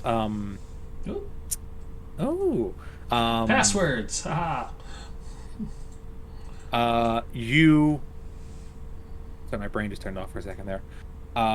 You get ready for your date with the fascist. Do you wear nicer clothing? Do you go in uniform? Nicer clothing, not in uniform. They don't need to keep Fair enough. associating me as an officer. Haha, I can't remember who I am. I am a different person. Hashtag go no AOL password. Yeah. So yeah, couple hours. Disregard, I'm just going to flood that out real quick. Sure. There's a lot of exploding die you're wasting. I There's know. a 27 in there. Jeez. Well, cheese and Oh, a crackers. critical failure. That's fun. There you go. Um, That's good to get rid of, too. Mm-hmm. No, fair enough. So yeah, you wear slightly nicer clothing out of uniform as you return to the jewelry store, and there is the there is the guard. He's still there. Actually, no. I'll say that he has left, gotten into sort of his nicer dress uniform. He's still in uniform because Nazis are weird. And he says, glad you have returned. I said I would, didn't I? Of course.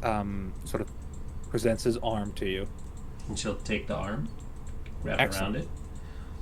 He takes you, sort of walks with you, and as he is the enemy, but he is unfailingly polite and cordial. He's not too untoward towards you. He is acting like a proper gentleman. He's a perfect little dictator gentleman. Absolutely. So yeah, he is. So yeah, he takes you to a nearby, not really a bar, more of like a wine place. So it's a little nicer than sort of dingy, yet homey HQ. The wine he orders is in fact Drowish wine, which is which as you learned very alcoholic because being in the dark your entire existence kind of depressing. It's a little stronger. With that, he knows that, and he underpours you. Like, he pours a little less than you would with regular wine. Again, very, very polite, unflappingly polite. Any questions you have for him during the conversation? No, she is actually going to treat this very casual to Sure. not arouse any unnecessary suspicion, because if it were me, I'd be a little suspicious if somebody just started asking a ton of questions. What are your movement patterns during but she does ask about his work, the very casual, like, what is it like being, just a guard here on the streets, the tell me, Sorn, I saw you had some compatriots with you. I am surprised they were over on the other side. Do they not enjoy hanging out with you as well? Or is it just sort of a disbursement for ease of security? It seems strange. He kind of laughs at this sort of like kind of insult, but like good-natured ribbing. Yeah, you gave him, and that it moment. very much was the like, why don't these people like you? I like you, Sorn. You seem like a good guy. Sure. And he laughs and says, having too many men with guns by your door of a business tends to scare folks away. So sort of. Oh, she was just going to go, it does? It's so strange. I would have felt more secure. Yes. Unfortunately, the people of the city have not yet learned to trust in our guidance and security. Until that time, I am willing to ease their sensibilities. So they are your shadowy backup in case your strong presence is not enough for rabble rousers. Yes, usually it is. We do take turns so that I'm not just always standing by the door. I am glad that today I was, however. Yes, it would seem so. Your other friends were much more boorish looking. I wouldn't have approached either of them. Oh, I'll have to tell them that. They're good men. However, long time away from home. We get bored, as you can imagine. Far from front lines, far from the cities of our glorious homeland. But the surface does grow on you. Indeed. Like a fine fungus, no? I would say a fine wine, but sure. I was making an Underdark joke. I'm aware. And he sort of lifts his glass to yours. Any other little things you want to try to sneak in there, or I think after a while she'll take over the pouring, and she will keep his portion generous, Okay. And I think that's when she'll kind of like start prying him for a little more information. Nothing Right. too obvious. When do you get off? When do you take lunch? Maybe I could bring you something to eat. That sort Sure, of thing. sure. She's always veiling her questions with that like friendliness of somebody who wants to continue pursuing this relationship. He's going to make a vigor roll. That is a failure. Aha! So you start to pour, and he's like, it's fine. I have a couple drinks. It's fine. It's like it's casual. It'll be absolutely fine. And he gets a little more tipsy than he probably should. And you ask him maybe against his lunch. He tells you like, oh, you 1 o'clock.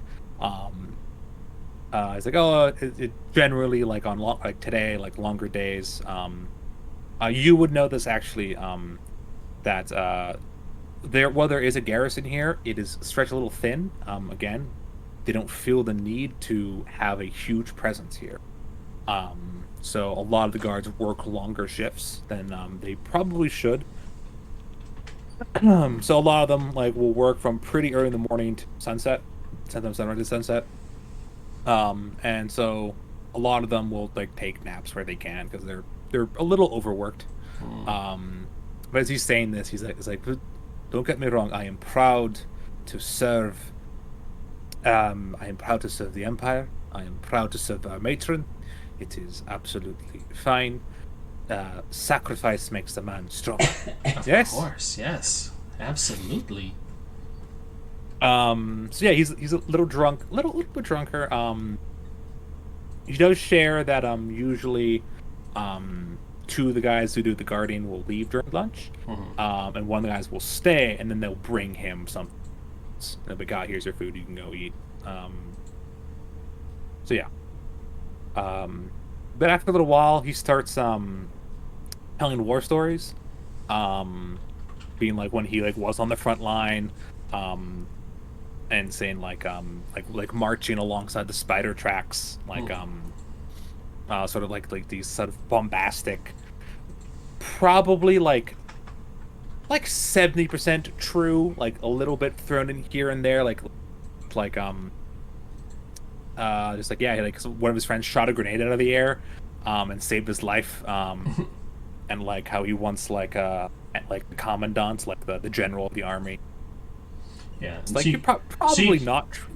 She's like I also served on the front. She's just kind of smiling and nodding, knowing that where the bullshit is. Yeah, you as a soldier, especially with sort of your special, which I don't want to reveal unless until you do. You're like, yeah, you fucking met the commandant, sure. Um, but yeah, so he sort of brags to the pretty girl that he has that that he has her attention of. Afterwards, he sort of like stops drinking, and says, "My head is a bit light. Well, we are allowed to indulge from time to time, but it's best to keep it, especially in the presence of of a lady. It's best to keep it a little proper. Yes." Of course. Do you need an escort back to your barracks, Soren? He kind of like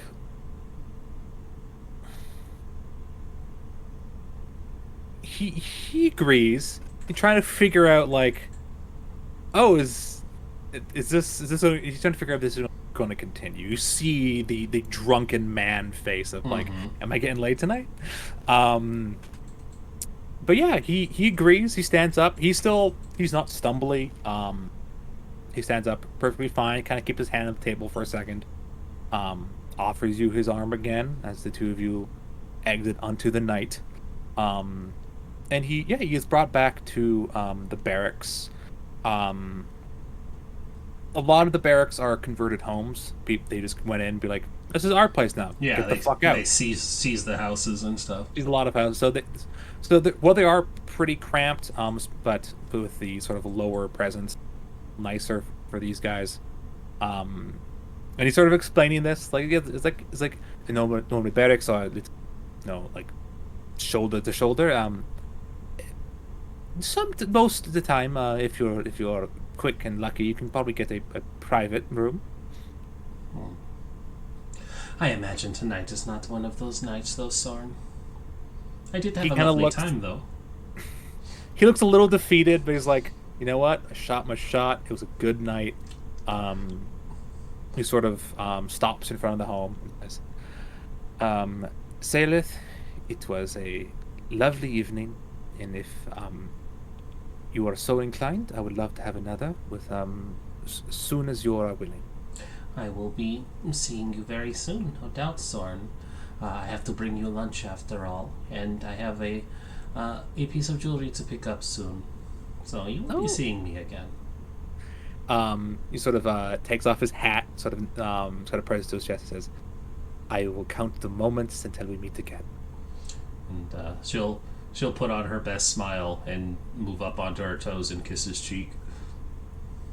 He sort of beams a little brighter, puts the hat back on, sort of adjusts sort of bashfully and says, well, I have a little bit of wine to sleep off, and I'm sure eager to return home as well. And with that, she'll depart. Sure. And He when sort she's of- oh, sorry. go When she's well out of like sight of the area, she is going to wipe her lips in disgust. Sure, he kind of like watches you like for a second, like wistfully. Yeah, this is pretty great. Then goes inside, and you're just like, oh god. You know, she's like, I had to touch him, and just just We're very cold, and just like, I had to do that. We are going to take a break there, playing for about 2 hours. Yeah, about hour 45. Yeah. Yeah, so we're going to take a quick break here, everyone. Stick around. I hope you're having fun, because I am. I'm figuring it out. Doing pretty I had good, to- y'all. I had to watch a YouTube video how the dice work in this game like 2 hours earlier because I had no idea. Oh, like Savage Worlds is wild because basically it is like you roll a 4 or better and that's it, and it's like that's it. Why is everything else so complicated? It's like you just need a 4. Don't worry And about it's it. weirdly hard to get successes sometimes. You'll Uh-huh. see it later. Like sometimes like a 4 is like hard to get. Anyways, it's been lovely. We're gonna take a quick break. We'll come back. Oh, pretty no soon. longer the Crafta sponsored break here. Let me turn that off. I mean, it might still be sponsored by Oh Crafta, no, but Crafta is expanding. yeah. So Oh no, everybody, it's in the other world. everybody, stick around. We'll be back in about 5 minutes. Oh boy. Yeah. Hope everyone's having fun. Heck yeah. All right, I'm gonna get some water because my throat is starting to hurt.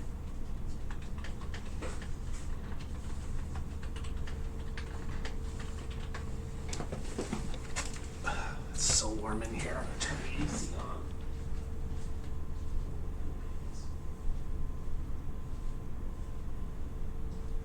I had to kiss that fascist.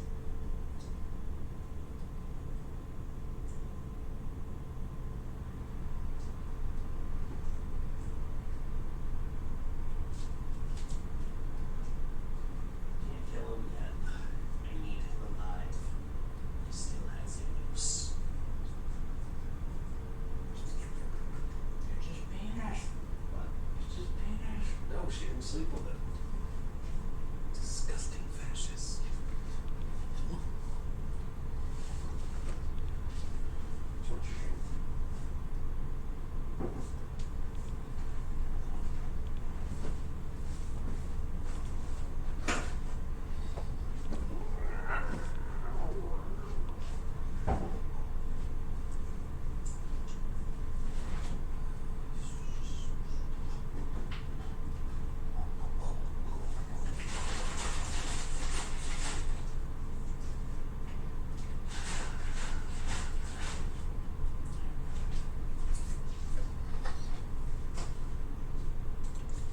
Yeah, that checks out.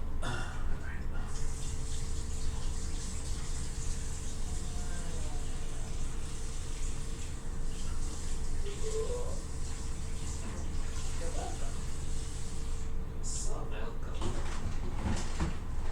Because we are Nazis. I'm Nazis.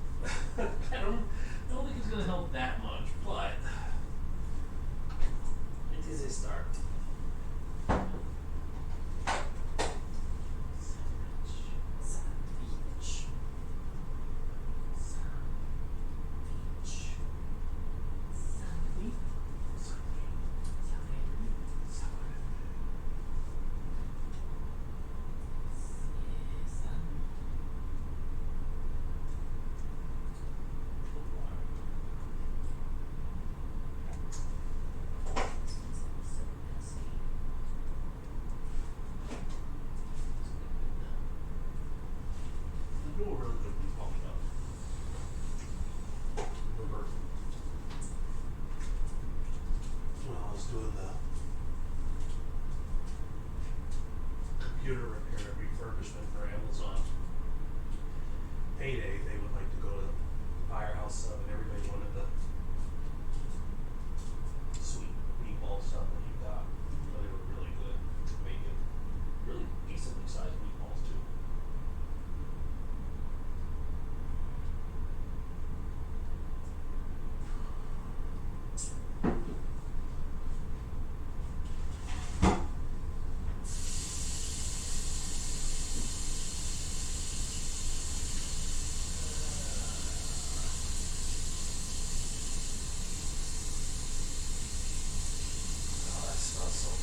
I have chips. I will not be eating them during the stream, but I have them now. Dido has been harassing me this entire time. What has she been doing? She's just been fucking poking fun at me.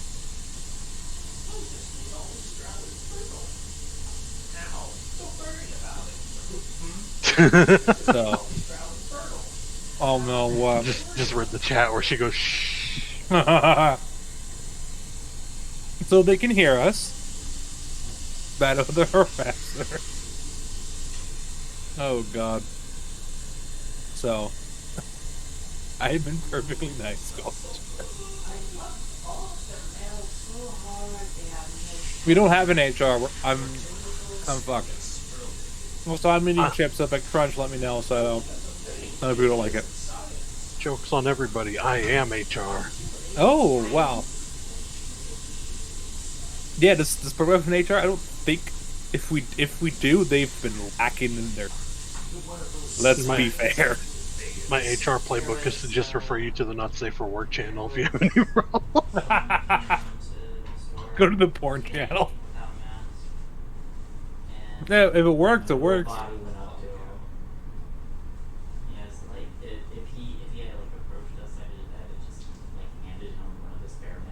I'm not harassing you, Dido. That's not how this works. We get to tell them they need to put on a mask and get out. Yeah, I wish we could do that. I mean, it's a federal mandate, and we are federal officers. We are actually able to enforce it. Before, they were like, you can't do anything about it. But then Biden was like, nah, people need to do something about it. And so now we're like, you know, we can offer them a spare mask too.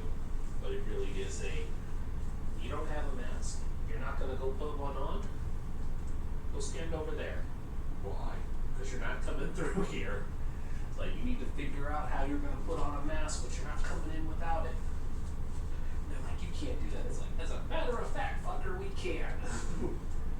It's like you're right. I can't stop you from getting on that plane. What I can stop you from doing is getting through this checkpoint. And in order to get on that plane, you have to get through this checkpoint. So that I can stop you from getting on that plane. Well, I can't stop him from getting on that plane. If he doesn't reach the plane, that is not anybody's fault. It's like you never reached the plane, so you weren't stopped from getting on the plane. You didn't get anywhere close to the plane. You fucked it up for yourself, asshole.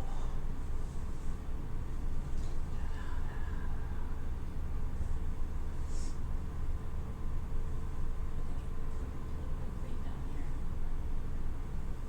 Worried about that earlier too. I see it a little bit. Is that recent or something last time? Last time we were over there. Let's look over there.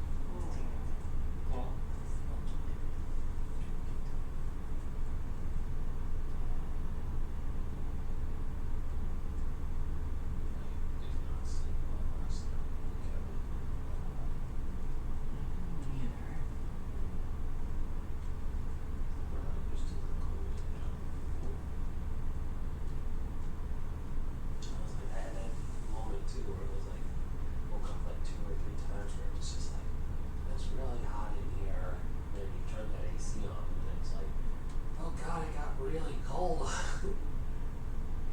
I'd rather be cold. I agree. It's easier to get cold. Just laying outside of me is good. And I have a burrito. You woke up when I was doing it. There was one point in the morning where I just couldn't sleep, so I just started playing personal on the phone. And then you woke up. You were like, it's not so long to play this game. And I was like, okay, one-handed. I didn't realize you were playing a game. Oh, really? Yeah. Yeah. Oh, okay. I haven't been out of it. You looked like right at me, and you mumbled something cute, and then you snuggled in real close, and I was just like, pet. And you were just like, keep petting. I remember that much. It's kind of vague, but I don't remember you playing a game. Yeah, I had my, because I was laying facing towards you, and I had my phone out and playing a game, and I was just laying there until I got tired, and then you got up, and then you rolled back, and then you were scooted in, and I was like, okay,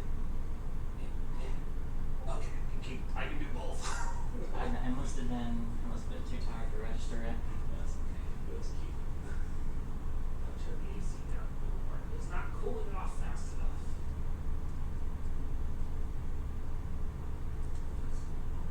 Okay. It will get cold. Captain Cold.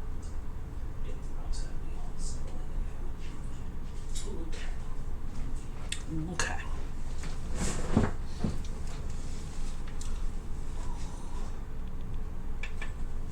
Hua hua hua. Hello, everyone. Hello. Just before we go back Diesel. playing the game, how long have you guys have until we should stop? Before I just went until Rin said stop. Normally we just do 3 hours, so it's whatever you're comfortable with. Or we've been playing for how long? Yeah, I could do another hour. Sure. Unless something big happens, it might go a little bit longer. We'll see where sort of the momentum of the story is when we get to that point. So yeah, I'm ready to go live whenever you are. All right, I'm going to turn us back from the away, and we'll be good to continue. Whoop. Hello, here we are. It's our faces. Hello, everyone. We are back to play some more Diesel Dragons. To return to Celeste, or Celeste. Return to the city to, I will say, the morning. You all returned to your homes, whatever those may be. Probably like common houses. Not the best sort of accommodations for the doctor and the sniper. Salith, you would have nicer accommodations. Nicer, like you would be given a small apartment essentially. Nicer is in air quotes, yeah. Nicer is in air quotes, yeah. But you have it's private. You're by yourself. But it's quite small. So you can all reconvene in the morning, back at the HQ. Unless some of you guys want to do between whenever I skipped ahead in time, everything you want to do in that, just interrupt me. I will stop what I'm doing. I'll handle we'll go through your thing. So you all return back to the Black Cat Cauldron Inn. There is no soldiers in, and Francois easily lets you into the underground. Head down to your small little base. With your sort of preliminary recon, you're starting to imagine like maybe we could get like cotton here, like a bed in here, put it somewhere so we can like hide out in here if we need to. Maybe get some, nicer furniture instead of crates, and a chair that Gregory found and fixed up. But yeah, you all sit down to share your information, and we can, unless you want to go through it, we can sort of say that you have shared the information that you found at the armory, the like guards, trucks going in and out, and at the you're all there for the recon of the stores. So Well, I do have a jacket to pick up today. And you have a jacket to pick up today. Yes, you don't want to be without that for very long. You'll catch your death of cold. Do you think I should pick it up before or after? Well, you won't have Or to pay. during. I could distract them. I was going to say, you won't have to pay for it after.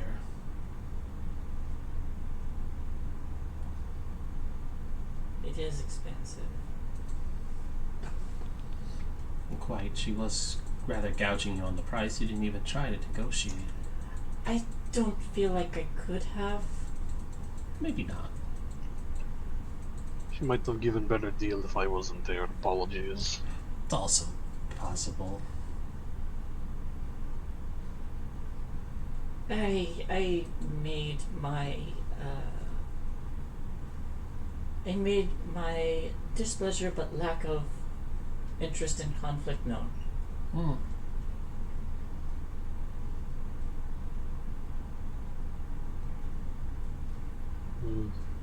So now we just have to think of best way of getting in and out. Yes, now we wait.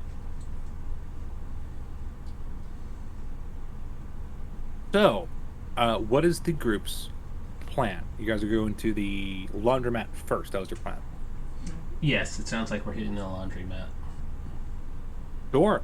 For a little bit better of a layout of the structure, from what you could see, the cash register is kept sort of in the front room where you met her. If you spend some time, you could probably try to find the safe. If she has one, probably check upstairs. You would assume, which was closed off to the public. As an option, you could also steal some clothing if you so desire. If you spend some time, you could probably spend some time watching it. You probably see when some guards aren't nearby, and do it then. How violent you want to get, entirely up to you. So, just a thought. I don't have a silver tongue, but I could legitimately go to pick up my coat while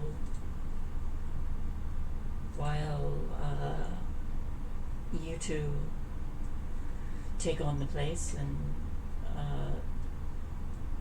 acquire funding, and then next time, if they do associate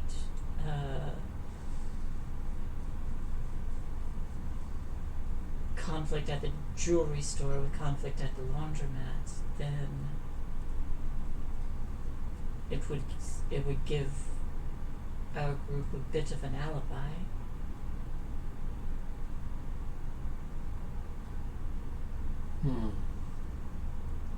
It may not be worth it. I don't know.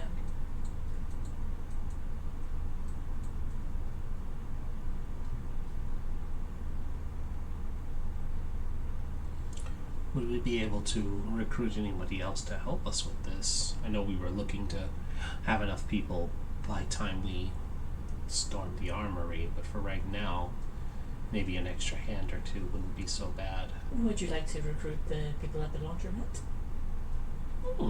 They seem awfully miserable. An excellent idea. It's a good fucking idea. It's a really good It'd be idea. too hard to sway the downtrodden, as I might know. Very easy to motivate people who do not like the people over them. Yes, that's an excellent idea. Really, very excellent idea. Landed bread, brother. Landed bread. Tan, you have the makings of a tactician within you. We should go there and see. But, thank you. Yeah. I like that idea, guys. That's fucking good. Let's head over to the laundromat, and we could probably do. Well, we could do the same plan for the jewelry. We could just get your money back when we rob the place. So, Yeah. Let's do it. So, quick question though: should I go in the front and request my coat? Yeah, Like yeah. goes through the back? We'll do yours like normal, and then we'll try and I'll try and talk to people on the other side. Okay. Sure. Grigori, what is your excuse me? What is your plan in all this? What's your part in all this? What will you be doing? That's a really good. I probably would go back with Saladel to talk to them because they might be intimidated by somebody they've seen wandering around in, as an officer. But if I'm there to be like, no, we're totally with you guys. Don't worry about it.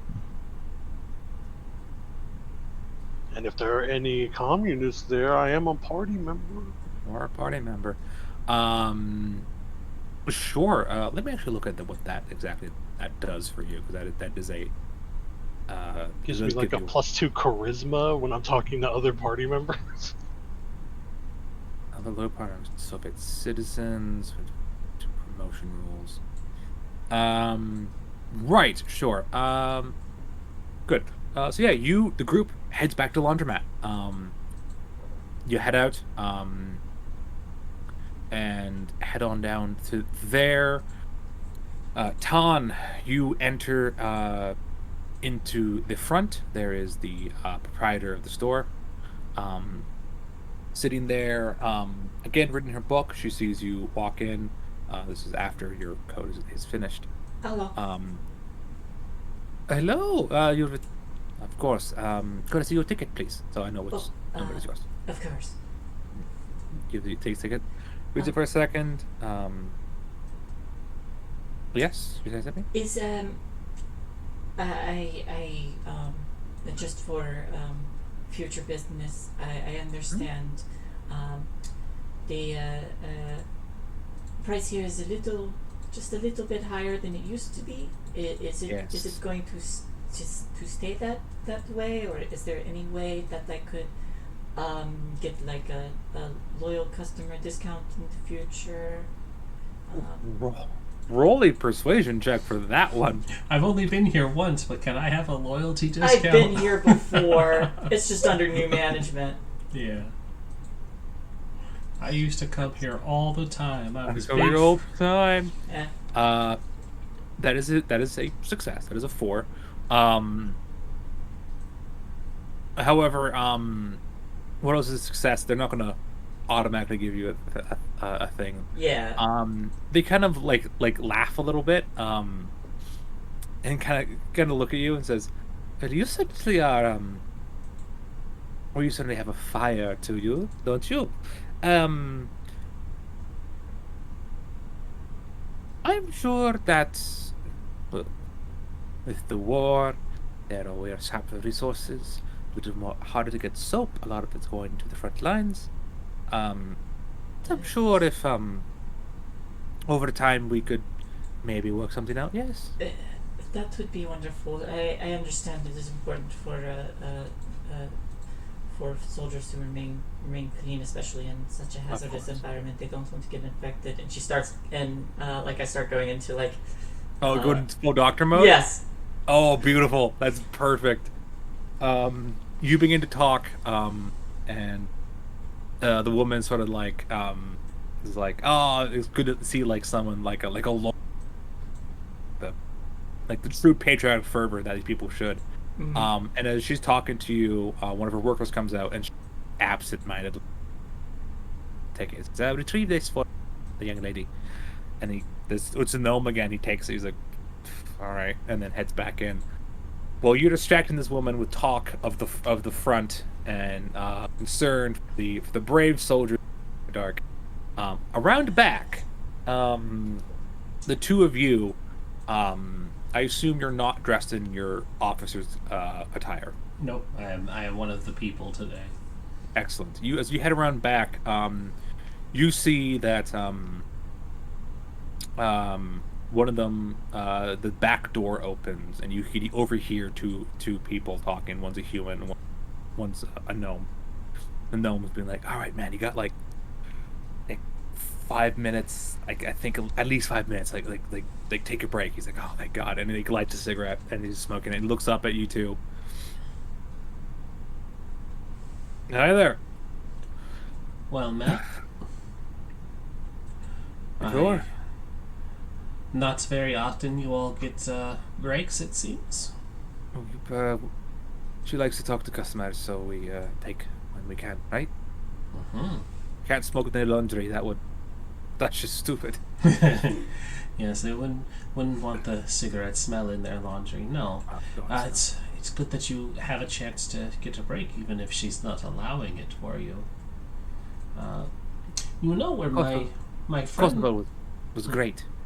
He owned this place for 30 years, and I worked with him for 10 of those. He was a great boss. he took care of you.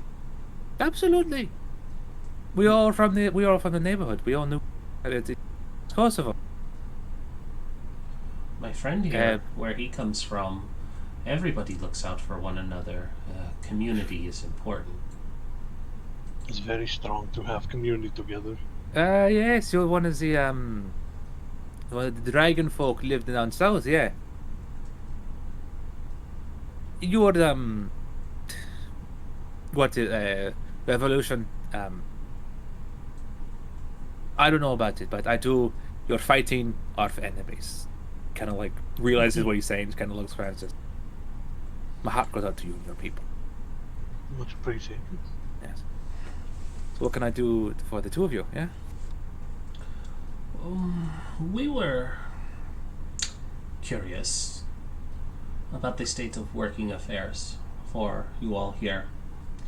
It sounds like you are not taken care of. Underpaid and overworked. Ever Right. since new management, That doesn't matter. But if we keep up a fuss, that's what Kosovo did. Didn't like the drought. I hope he's alright, but I do not know. I hope so too. Thank you.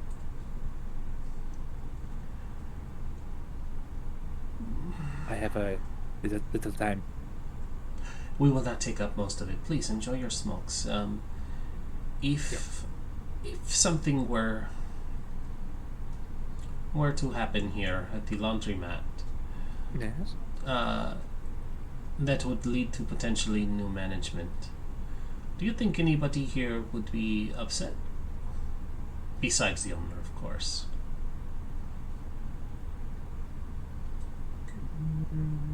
It depends who gets put back in charge.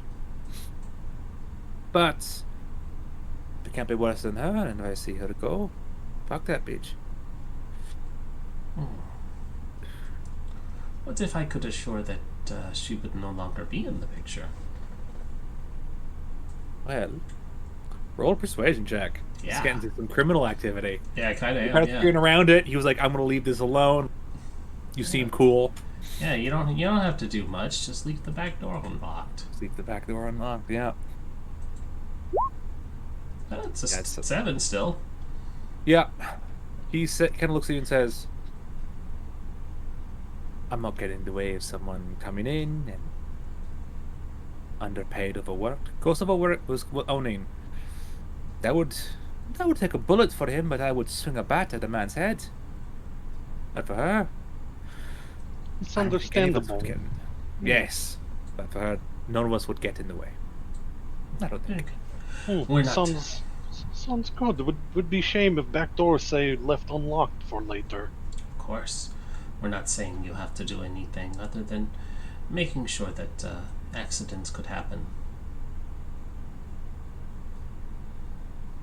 You could do one Let's way out, say- maybe. Yeah, let's say that perhaps Pillow cigarette kind of like throws in the ground, steps on it. Let's say that perhaps this back door is unlocked. Not our fault. We're tired, overworked, underpaid. Exactly. Just trying to get home to family. Of course. Yes. Yes. Forgot key or something, and whoops, you know, Happens all the time, right? real shame. Yeah. Does the owner Might have an apartment above the establishment? she does? Just saw as that happens. Yes. Good. That's very good information. Well, I have to get back to work, or else. We don't want to get you in trouble. Of course. Indeed. Interesting talking to you. But of course, back to work. Back to work. Yes. And he opens the door, goes back in. Tan, you're in the front. Have you stuck to doctor mode, or like what are you like? Are you getting into some like weird disease stuff that's a little like, oh, that's what medical professionals deal with, or That's what. like, What official? What like are you getting a little technical? like a little technical? It's just like, oh, like the medical profession is fucking. Are you getting to like that, like some of No. that stuff? Okay. No, I'll try. I probably like start to and then catch myself and like tone it down a bit. Mhm. And it probably this probably very much became a thing like oh, she mentioned the soldiers in the front not line like need the soap and disinfectant and stuff, and it's like, oh, I didn't think of that. Oh. Yeah, and like, oh yeah, maybe this, like talking about like, oh, they might get. Mhm. Don't, you don't know what that is. Like, it's bad, but like, it's like keep clean. It's keep, really she's bad. Like, You don't want it. and she was like, okay. And she's like, and she appreciates your sort of like interest within her soldiers. You're probably talking about like the Cognite soldiers or the People's Republic soldiers. Like I hope their boots are dry. Mhm. But yeah, you have an interesting conversation. And as you sort of keep an eye out, kind of look outside, you see your friends back at the house.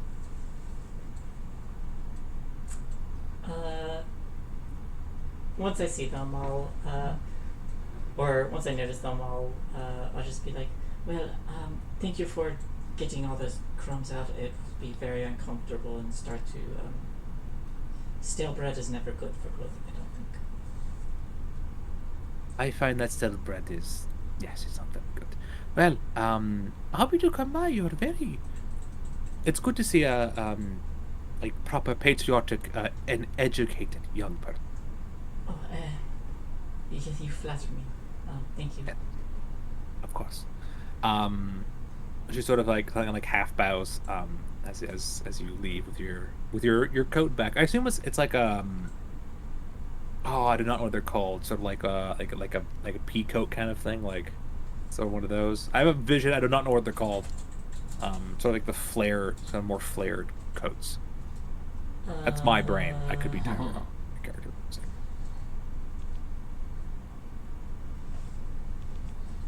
I started looking these up. Probably, yes. Yes, it is. Cool. Yes. I like it. Yeah, It is. Excellent. Yeah. Yeah. These longer pea coats, sort of a more of a feminine cut. As you leave the establishment, your friends are there. And they inform you that the back door is going to be left open, and there might be a bit of a break-in. Okay. How does my coat look? Less bready. It's a little less bready. Maybe I'll just take it off every time we do bread and soup. I'm sure bread bowls existed already. I'm sure some. Anyways, doesn't matter. Never bread and jacket, kids. Invented by the Never Romans. bread and jacket. The official stats of Party Web Games: don't attack the cops with bread bowls. Never bread and jacket. Bread bowls, I think, started by the Romans. Yeah, it Probably. seems likely. That seems like a thing they'd do. Seems like an efficient thing they would do. Yeah, they weren't dumb. They weren't smart. They weren't dumb. They had a communal ass sponge. They weren't smart. Definitely not smart. Anyways, anything else you guys want to do before you rob this woman? Laugh under my breath to myself at some point during the day. Laugh maniacally. Just no, I can't think of anything. Sure. Shay, does Ton go with them?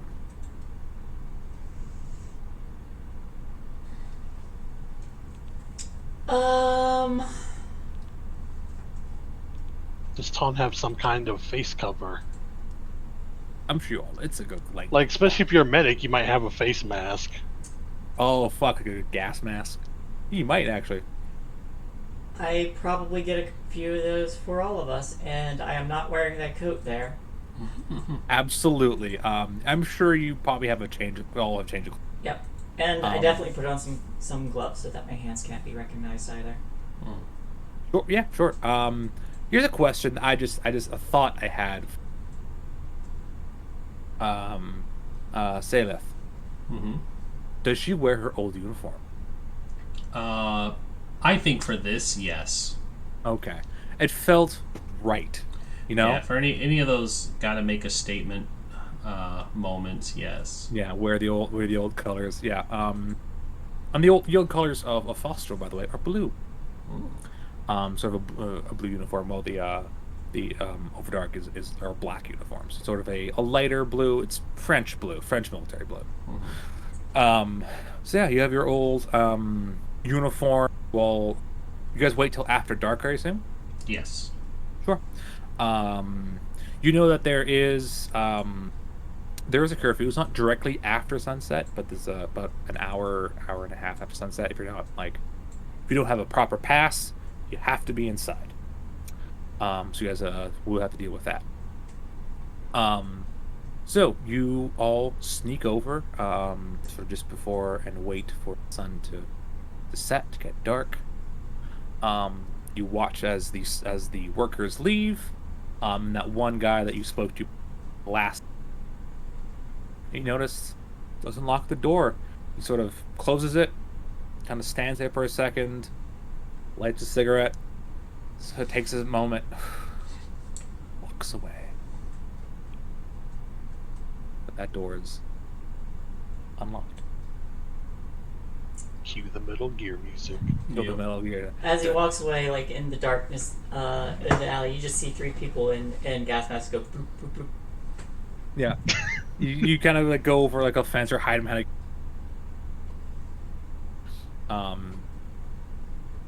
and Just this walk past him down the alley as he's walking past. just the- like, sir, and he's just like, the fuck? Is there a chemical attack? What the fuck did I agree to? Yeah. You're wearing your masks and you walk up to the house. It's a Russian actually- convention. We're going to call it Comic-Con. It's going to be great. That's good. I don't want to force you guys. Do you you would be aware Fluent probably direct to sleep? Do you want to wait a little bit longer? Do you want to I don't want to run you guys for this. We will wait until there's been enough time for her to be asleep. Because Sure. Again, you do have the curfew. Keep that in mind. So you guys will wait a little bit longer. I'll say half an hour. She's probably not asleep, but she's probably settling in. So she's probably not out and about downstairs. You guys can enter if you so wish. If you want to be sneaky, please roll a stealth.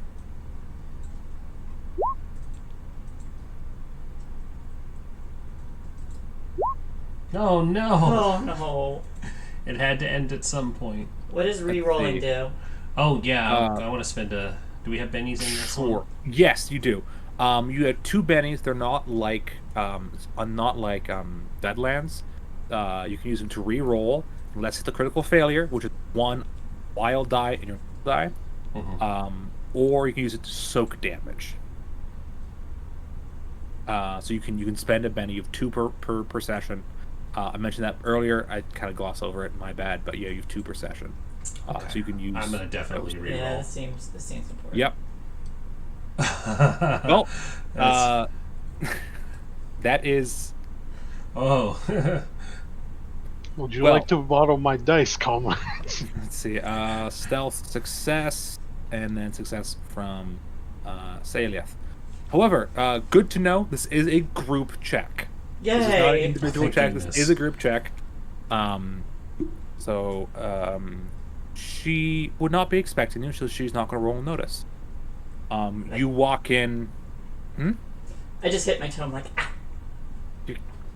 ah. And just before you say that sound, Grigori's hand kind of goes over your mouth. Okay. as you sneak in. And there are, if you want to steal some clothes, there are some clothes you can steal. Look for only high fashion clothes. They're super expensive. Probably won't find out a lot of high fashion, but you do find it's like dressier clothing. It's a little, it's not as like, not in like not in like a proper high fashion right now, but they're nice. Like if you wear them, people won't bat an eye if you're like a place. Good for potential outfit later to get into. Does place. Grigori steal a suit? Oh, he is taking a really nice one. Cool. You go over. The issue is that you're Dragonborn, and you're a big lad with tail, and also your like legs are shaped different, so you have to like look around. But you do find a suit with a little bit of tailoring would fit you. It's Does that thing where it's really nice, and then he just rolls it up to put it in his bag, so he's Yeah, just like you gets completely wrinkled and shit out of it. you're a dirty fucking commie. You just like roll it up, stuff it in your bag, like it's good to go. Like you have to iron that shit out. We can later. But Okay, now you stole a poor man's suit. He's not. It's not Porter Man's suit. It's our suit. It's fine. It's every old man's man's suit. That's not how communism works. Yes, it is. It is now. It is now. If I take it, it's mine. Anyways, so you Okay, so is there the door that she would use to go up to her apartment? Is it just like one of those old things where you see where it's like a door you go in, and then you go upstairs to the second floor? you're in sort of the back room where the laundry is. You see these large walls, some drying racks, stuff like that. You have to enter the sort of the main foyer, and there was a door with a sign hung on it that said private. So you assume that's probably where the upstairs is. I'm going to look for a chair to try to use eventually to block that door off in case she hears us, so she Yeah. can't come in. There is a chair in the lobby that she sits on behind her desk, and her desk is there. And you look behind, and there is the cash register. It's probably the cash register is behind the. And he'll go, "While you guys take care of that, I'll make sure she cannot sneak up on us." Oh God. To like brace the door with the chair. Okay, so you brace the door. Sure. There is the cash register. What is your plan to do with it? It's big. It's heavy. Probably locked. Yep. Just in Boy, case. if only Rez was here, he could pick this lock with his sneak character. Yeah. Just in case, I am going to cast another Detect Arcana. Sure. Because Ooh. detect Arcana. No arcane locks. This person doesn't appear. Yeah, just no arcane locks. It's a small grocer. Needing small laundry. Again, no arcane defenses. Do you need any lockpicks?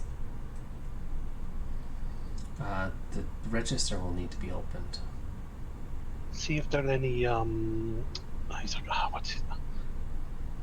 Hidden drawer might have a key in it. Spare one. Good idea. Also, I'll keep an eye out for hidden safe. This. Let me this, look. Is there an no, this. investigation? Anything else we can find? This would be a notice roll. Okay. Yeah, I'm looking at some investigation roll. I might add that skill in later. Hey, it's Yeah. 4. It's a success. Yeah.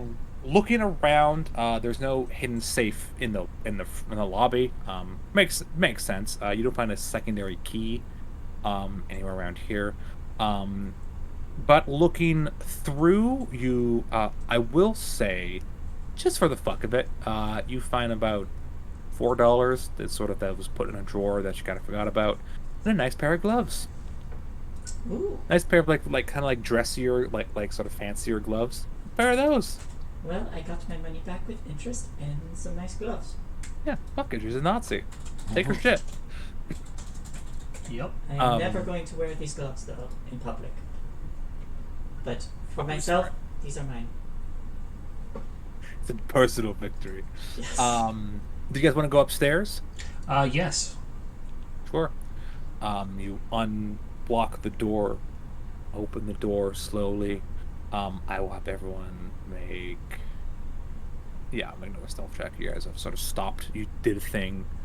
Trying to keep creep upstairs. Ah, Jesus Christ. Failure. That's a success. I'm gonna use my other Benny. Ah, for fuck's sake. Failure. Oh, Hey, that's the raise. Yes, thank you. Thank you, That's not a Shay. raise. Sorry, no, that is a exploding die. That's not a raise, but that is a success. So that is a full success. Suddenly you stub your toe. You're like about to say something, and then Tan's hand goes. It's just like every time an elf shouts, like, Yeah. Grigori, you're like, I thought elves are supposed to be. That's fine. It's be stealthy, like wouldn't live. As I almost tripped over my damn tail going up the stairs. look, trees are fine, but these weird buildings. Ugh, stone, Grigori, disgusting. Grigori, you succeeded. You that's a 4. So I know, but just barely. So he's like, oh yeah. I You're, like, take sneaking up too much room in here. So you head upstairs.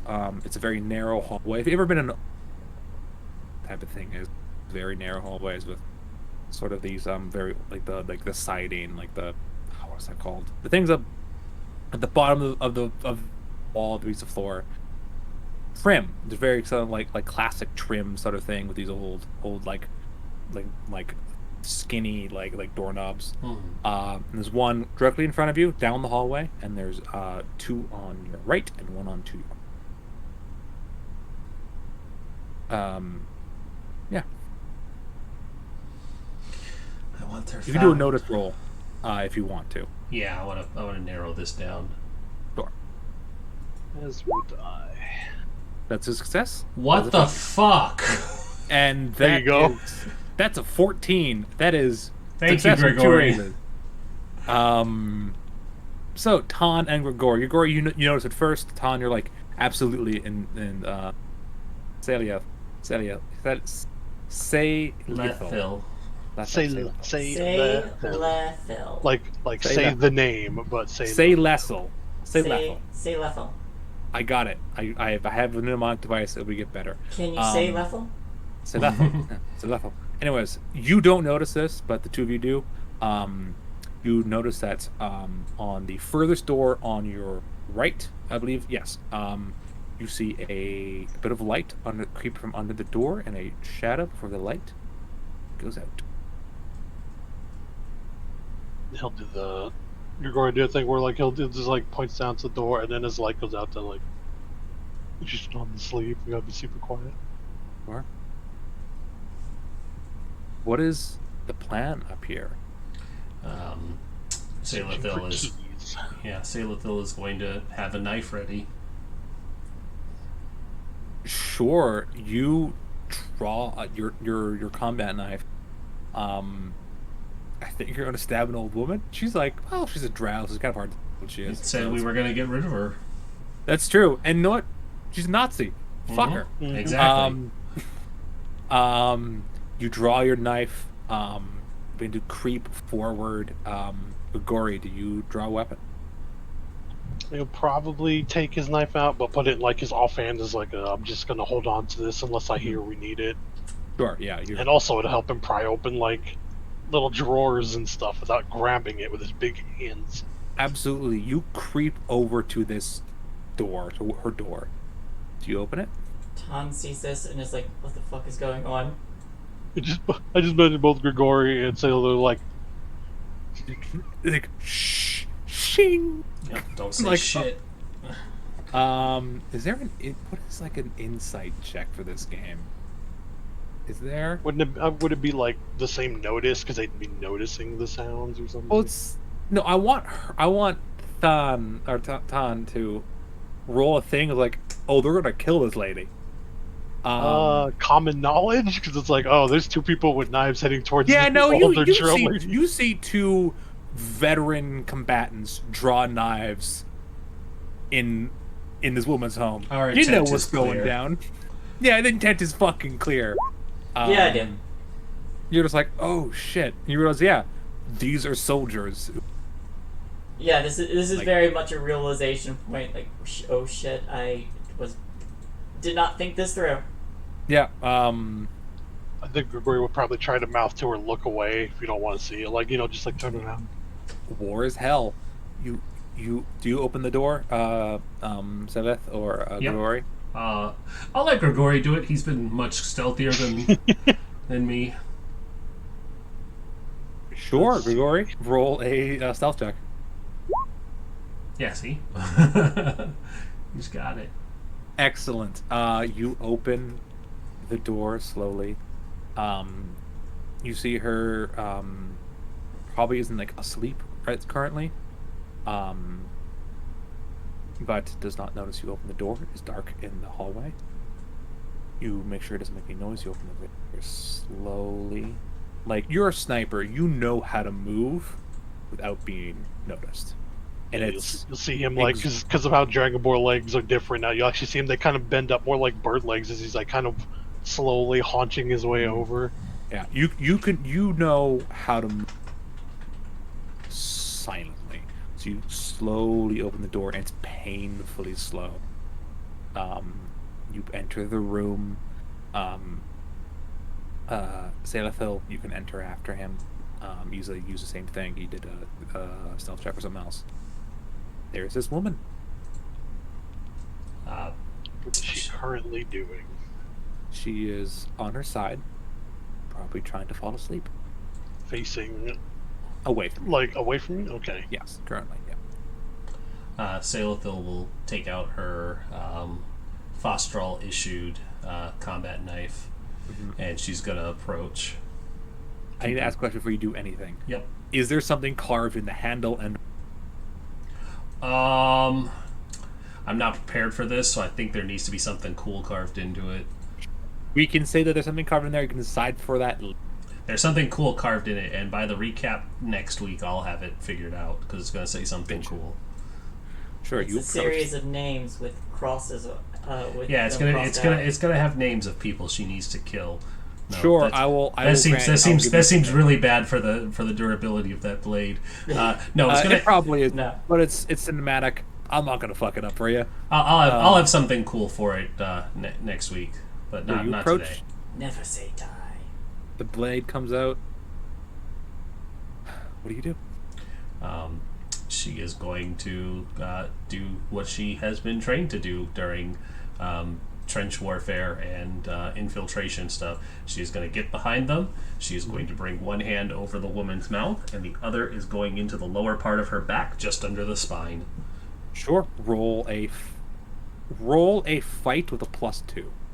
Fight with a +2. Yeah, you're behind her and she's asleep. I can put a +2 on this. Hooray. You can. Roll. There we go. Yep, those are 2 successes. Roll your damage. I did not record the knife damage. Does anybody have it offhand? I have...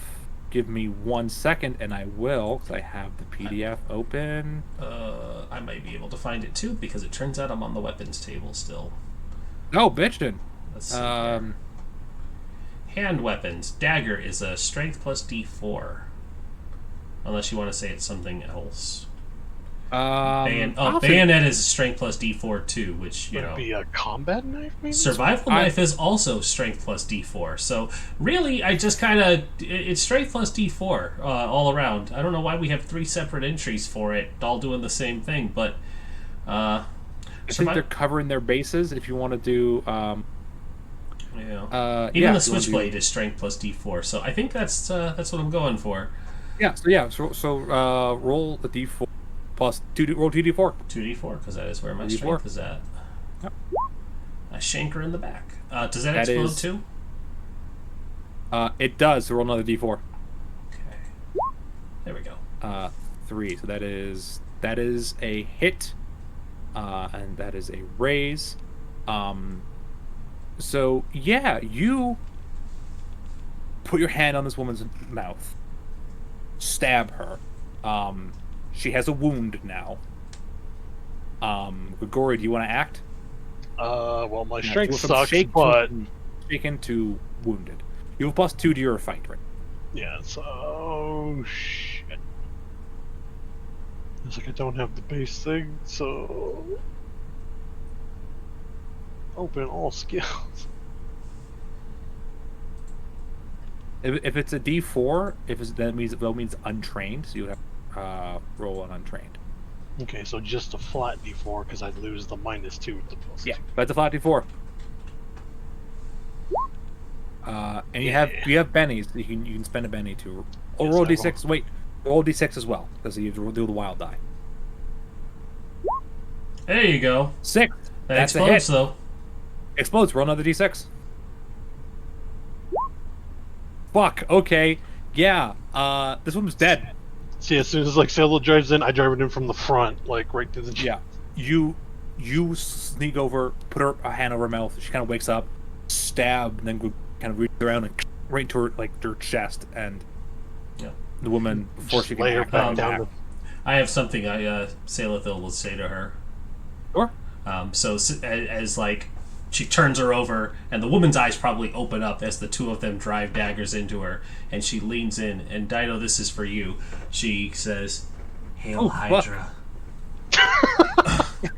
because the Frostall mythological beast is now a Hydra. So I'm gonna go ahead and make that canon. Sure. Yeah. All And right. that's- that'll be what's written on the blade, Your too. audience. Yeah. Yeah. Sure. I'll throw that in there. There was a. So she Yeah. just says "Hail Hydra" as she stabs the woman. Sure. And her eyes kind of go wide as As, I'll say, as, like- as the life fades out, Gregory will say in Russian, "Blood for the motherland." blood for the blood. Was it blood for the blood god? Skull for the skull throne. Yeah. Klavza Rodinia. It's we tonic, not Russian, but same flavor. It's brutal and it's scary when yelled. So you say that I will say Hydra. The name You cut given out. to sort of.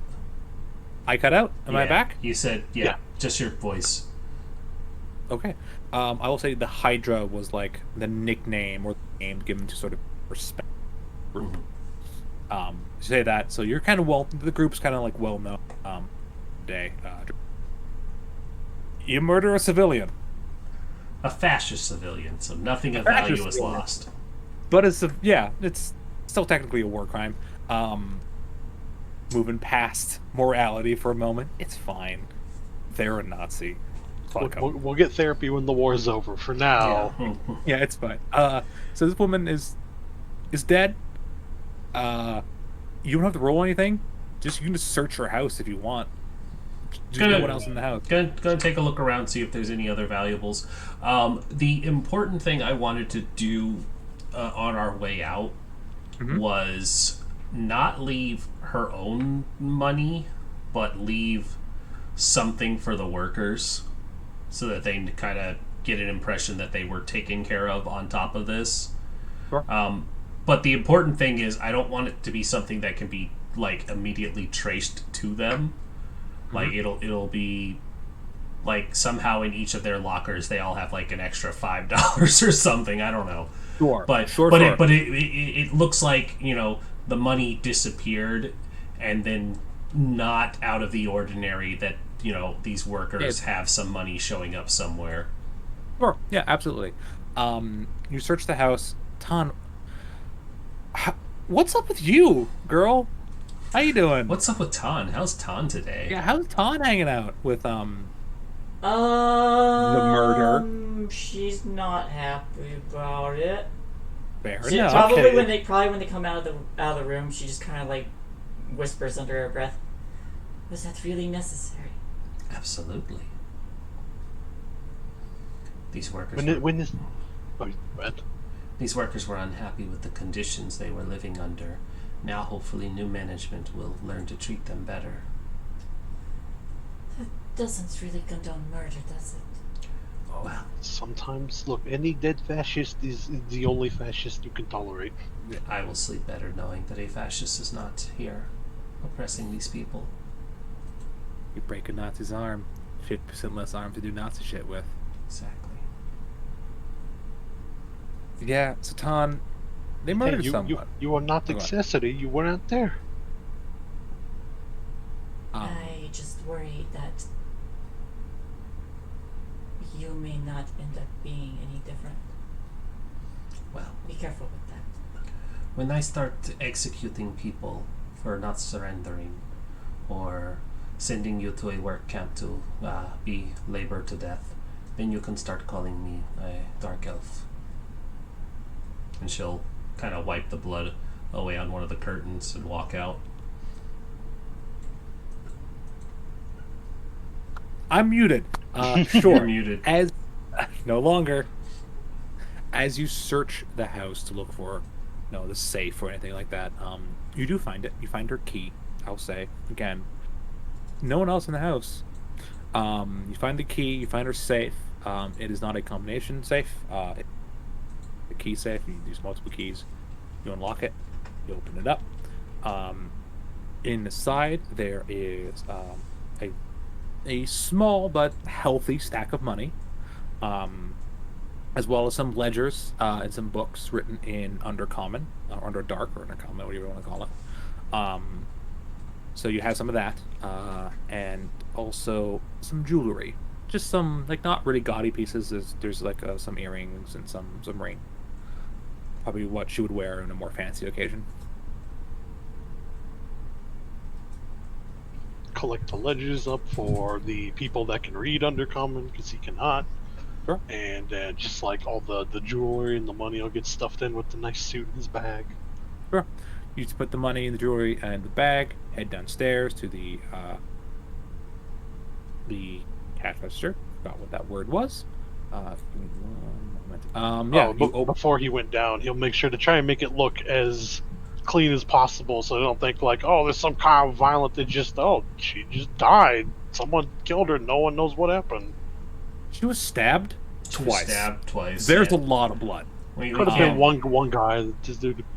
But he won't. Okay, he won't make it look like he ransacked the house, so that way they just think keep it somebody was there clean. just to kill her and leave.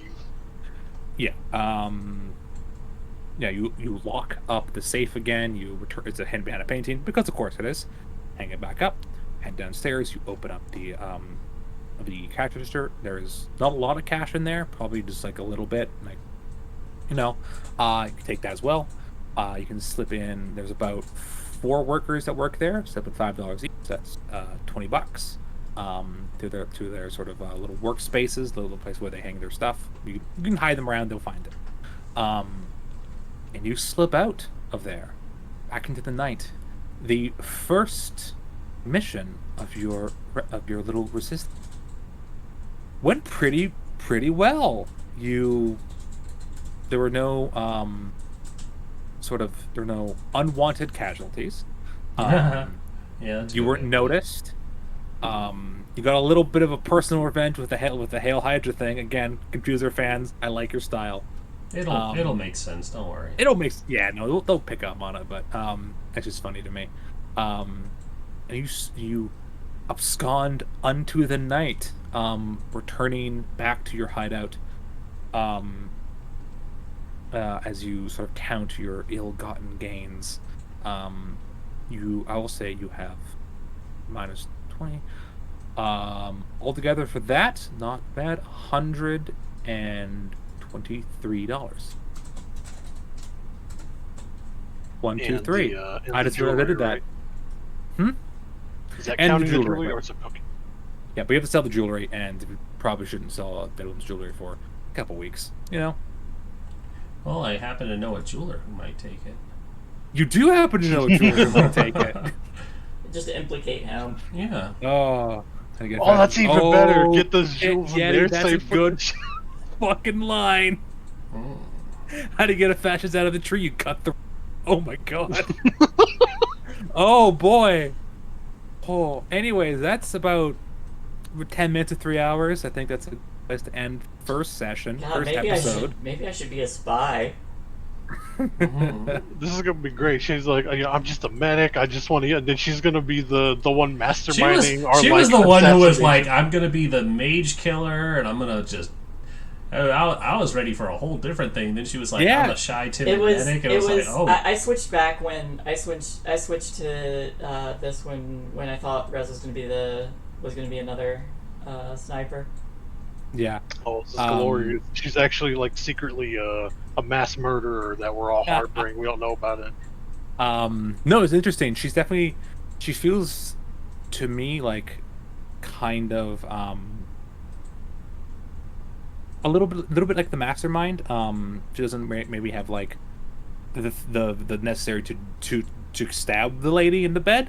But I think she's pretty good at like getting you where you need to go. And she could point you in the direction you need to be pointed in. Which works, Uh, because, you don't need to get your hands dirty when you have other people to do it for you. yeah, absolutely. And as well, part of Savage World is you can get underlings and wins and That's sort of on that's your what I'm behalf. working towards with the leadership stuff. Absolutely, you are going to want some people. But that is the end of the session. I hope everyone had fun. I hope the audience watching.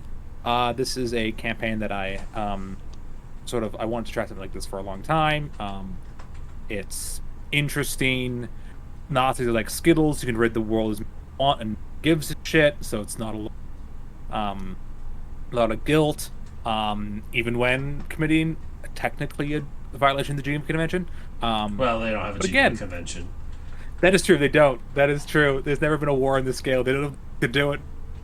It's like World War One. They're like, oh, this can happen on this scale. Oh my god, no. we need rules. Oh no, we're going to be the reason why they make the Geneva Convention. Oh, I think it's the chemical weapons that are being used on the front lines that are going to need the Geneva. So when we find them in the supply depot, They probably don't have they don't have gas weapons in the but they do have submachine guns if you want. Anyways, goodbye, and I guess hail fucking Hydra. Hail Hydra. Oh no, that's our call. Oh no, it's a call out. Yep. Good night, guys. Let's see. Good night, Is there everybody. anybody we can raid before we tap out? I had Penny, some Free League. open. Free League just started. Penny's been going for a while. They probably won't be up for much longer. So let's hit Free League. They're playing Alien. They're showing off the new Marine stuff. They were playing it earlier. Yeah, they had like a whole Marine source book come out just the last week or two. So check them out. They're playing it. We'll eventually play it on this channel too because I want to play the Alien game and I love it. So check them out. Say hi. Give them some love. Free League.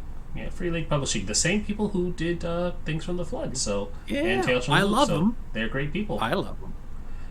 So see you guys. Have a great night. Mm-hmm. no.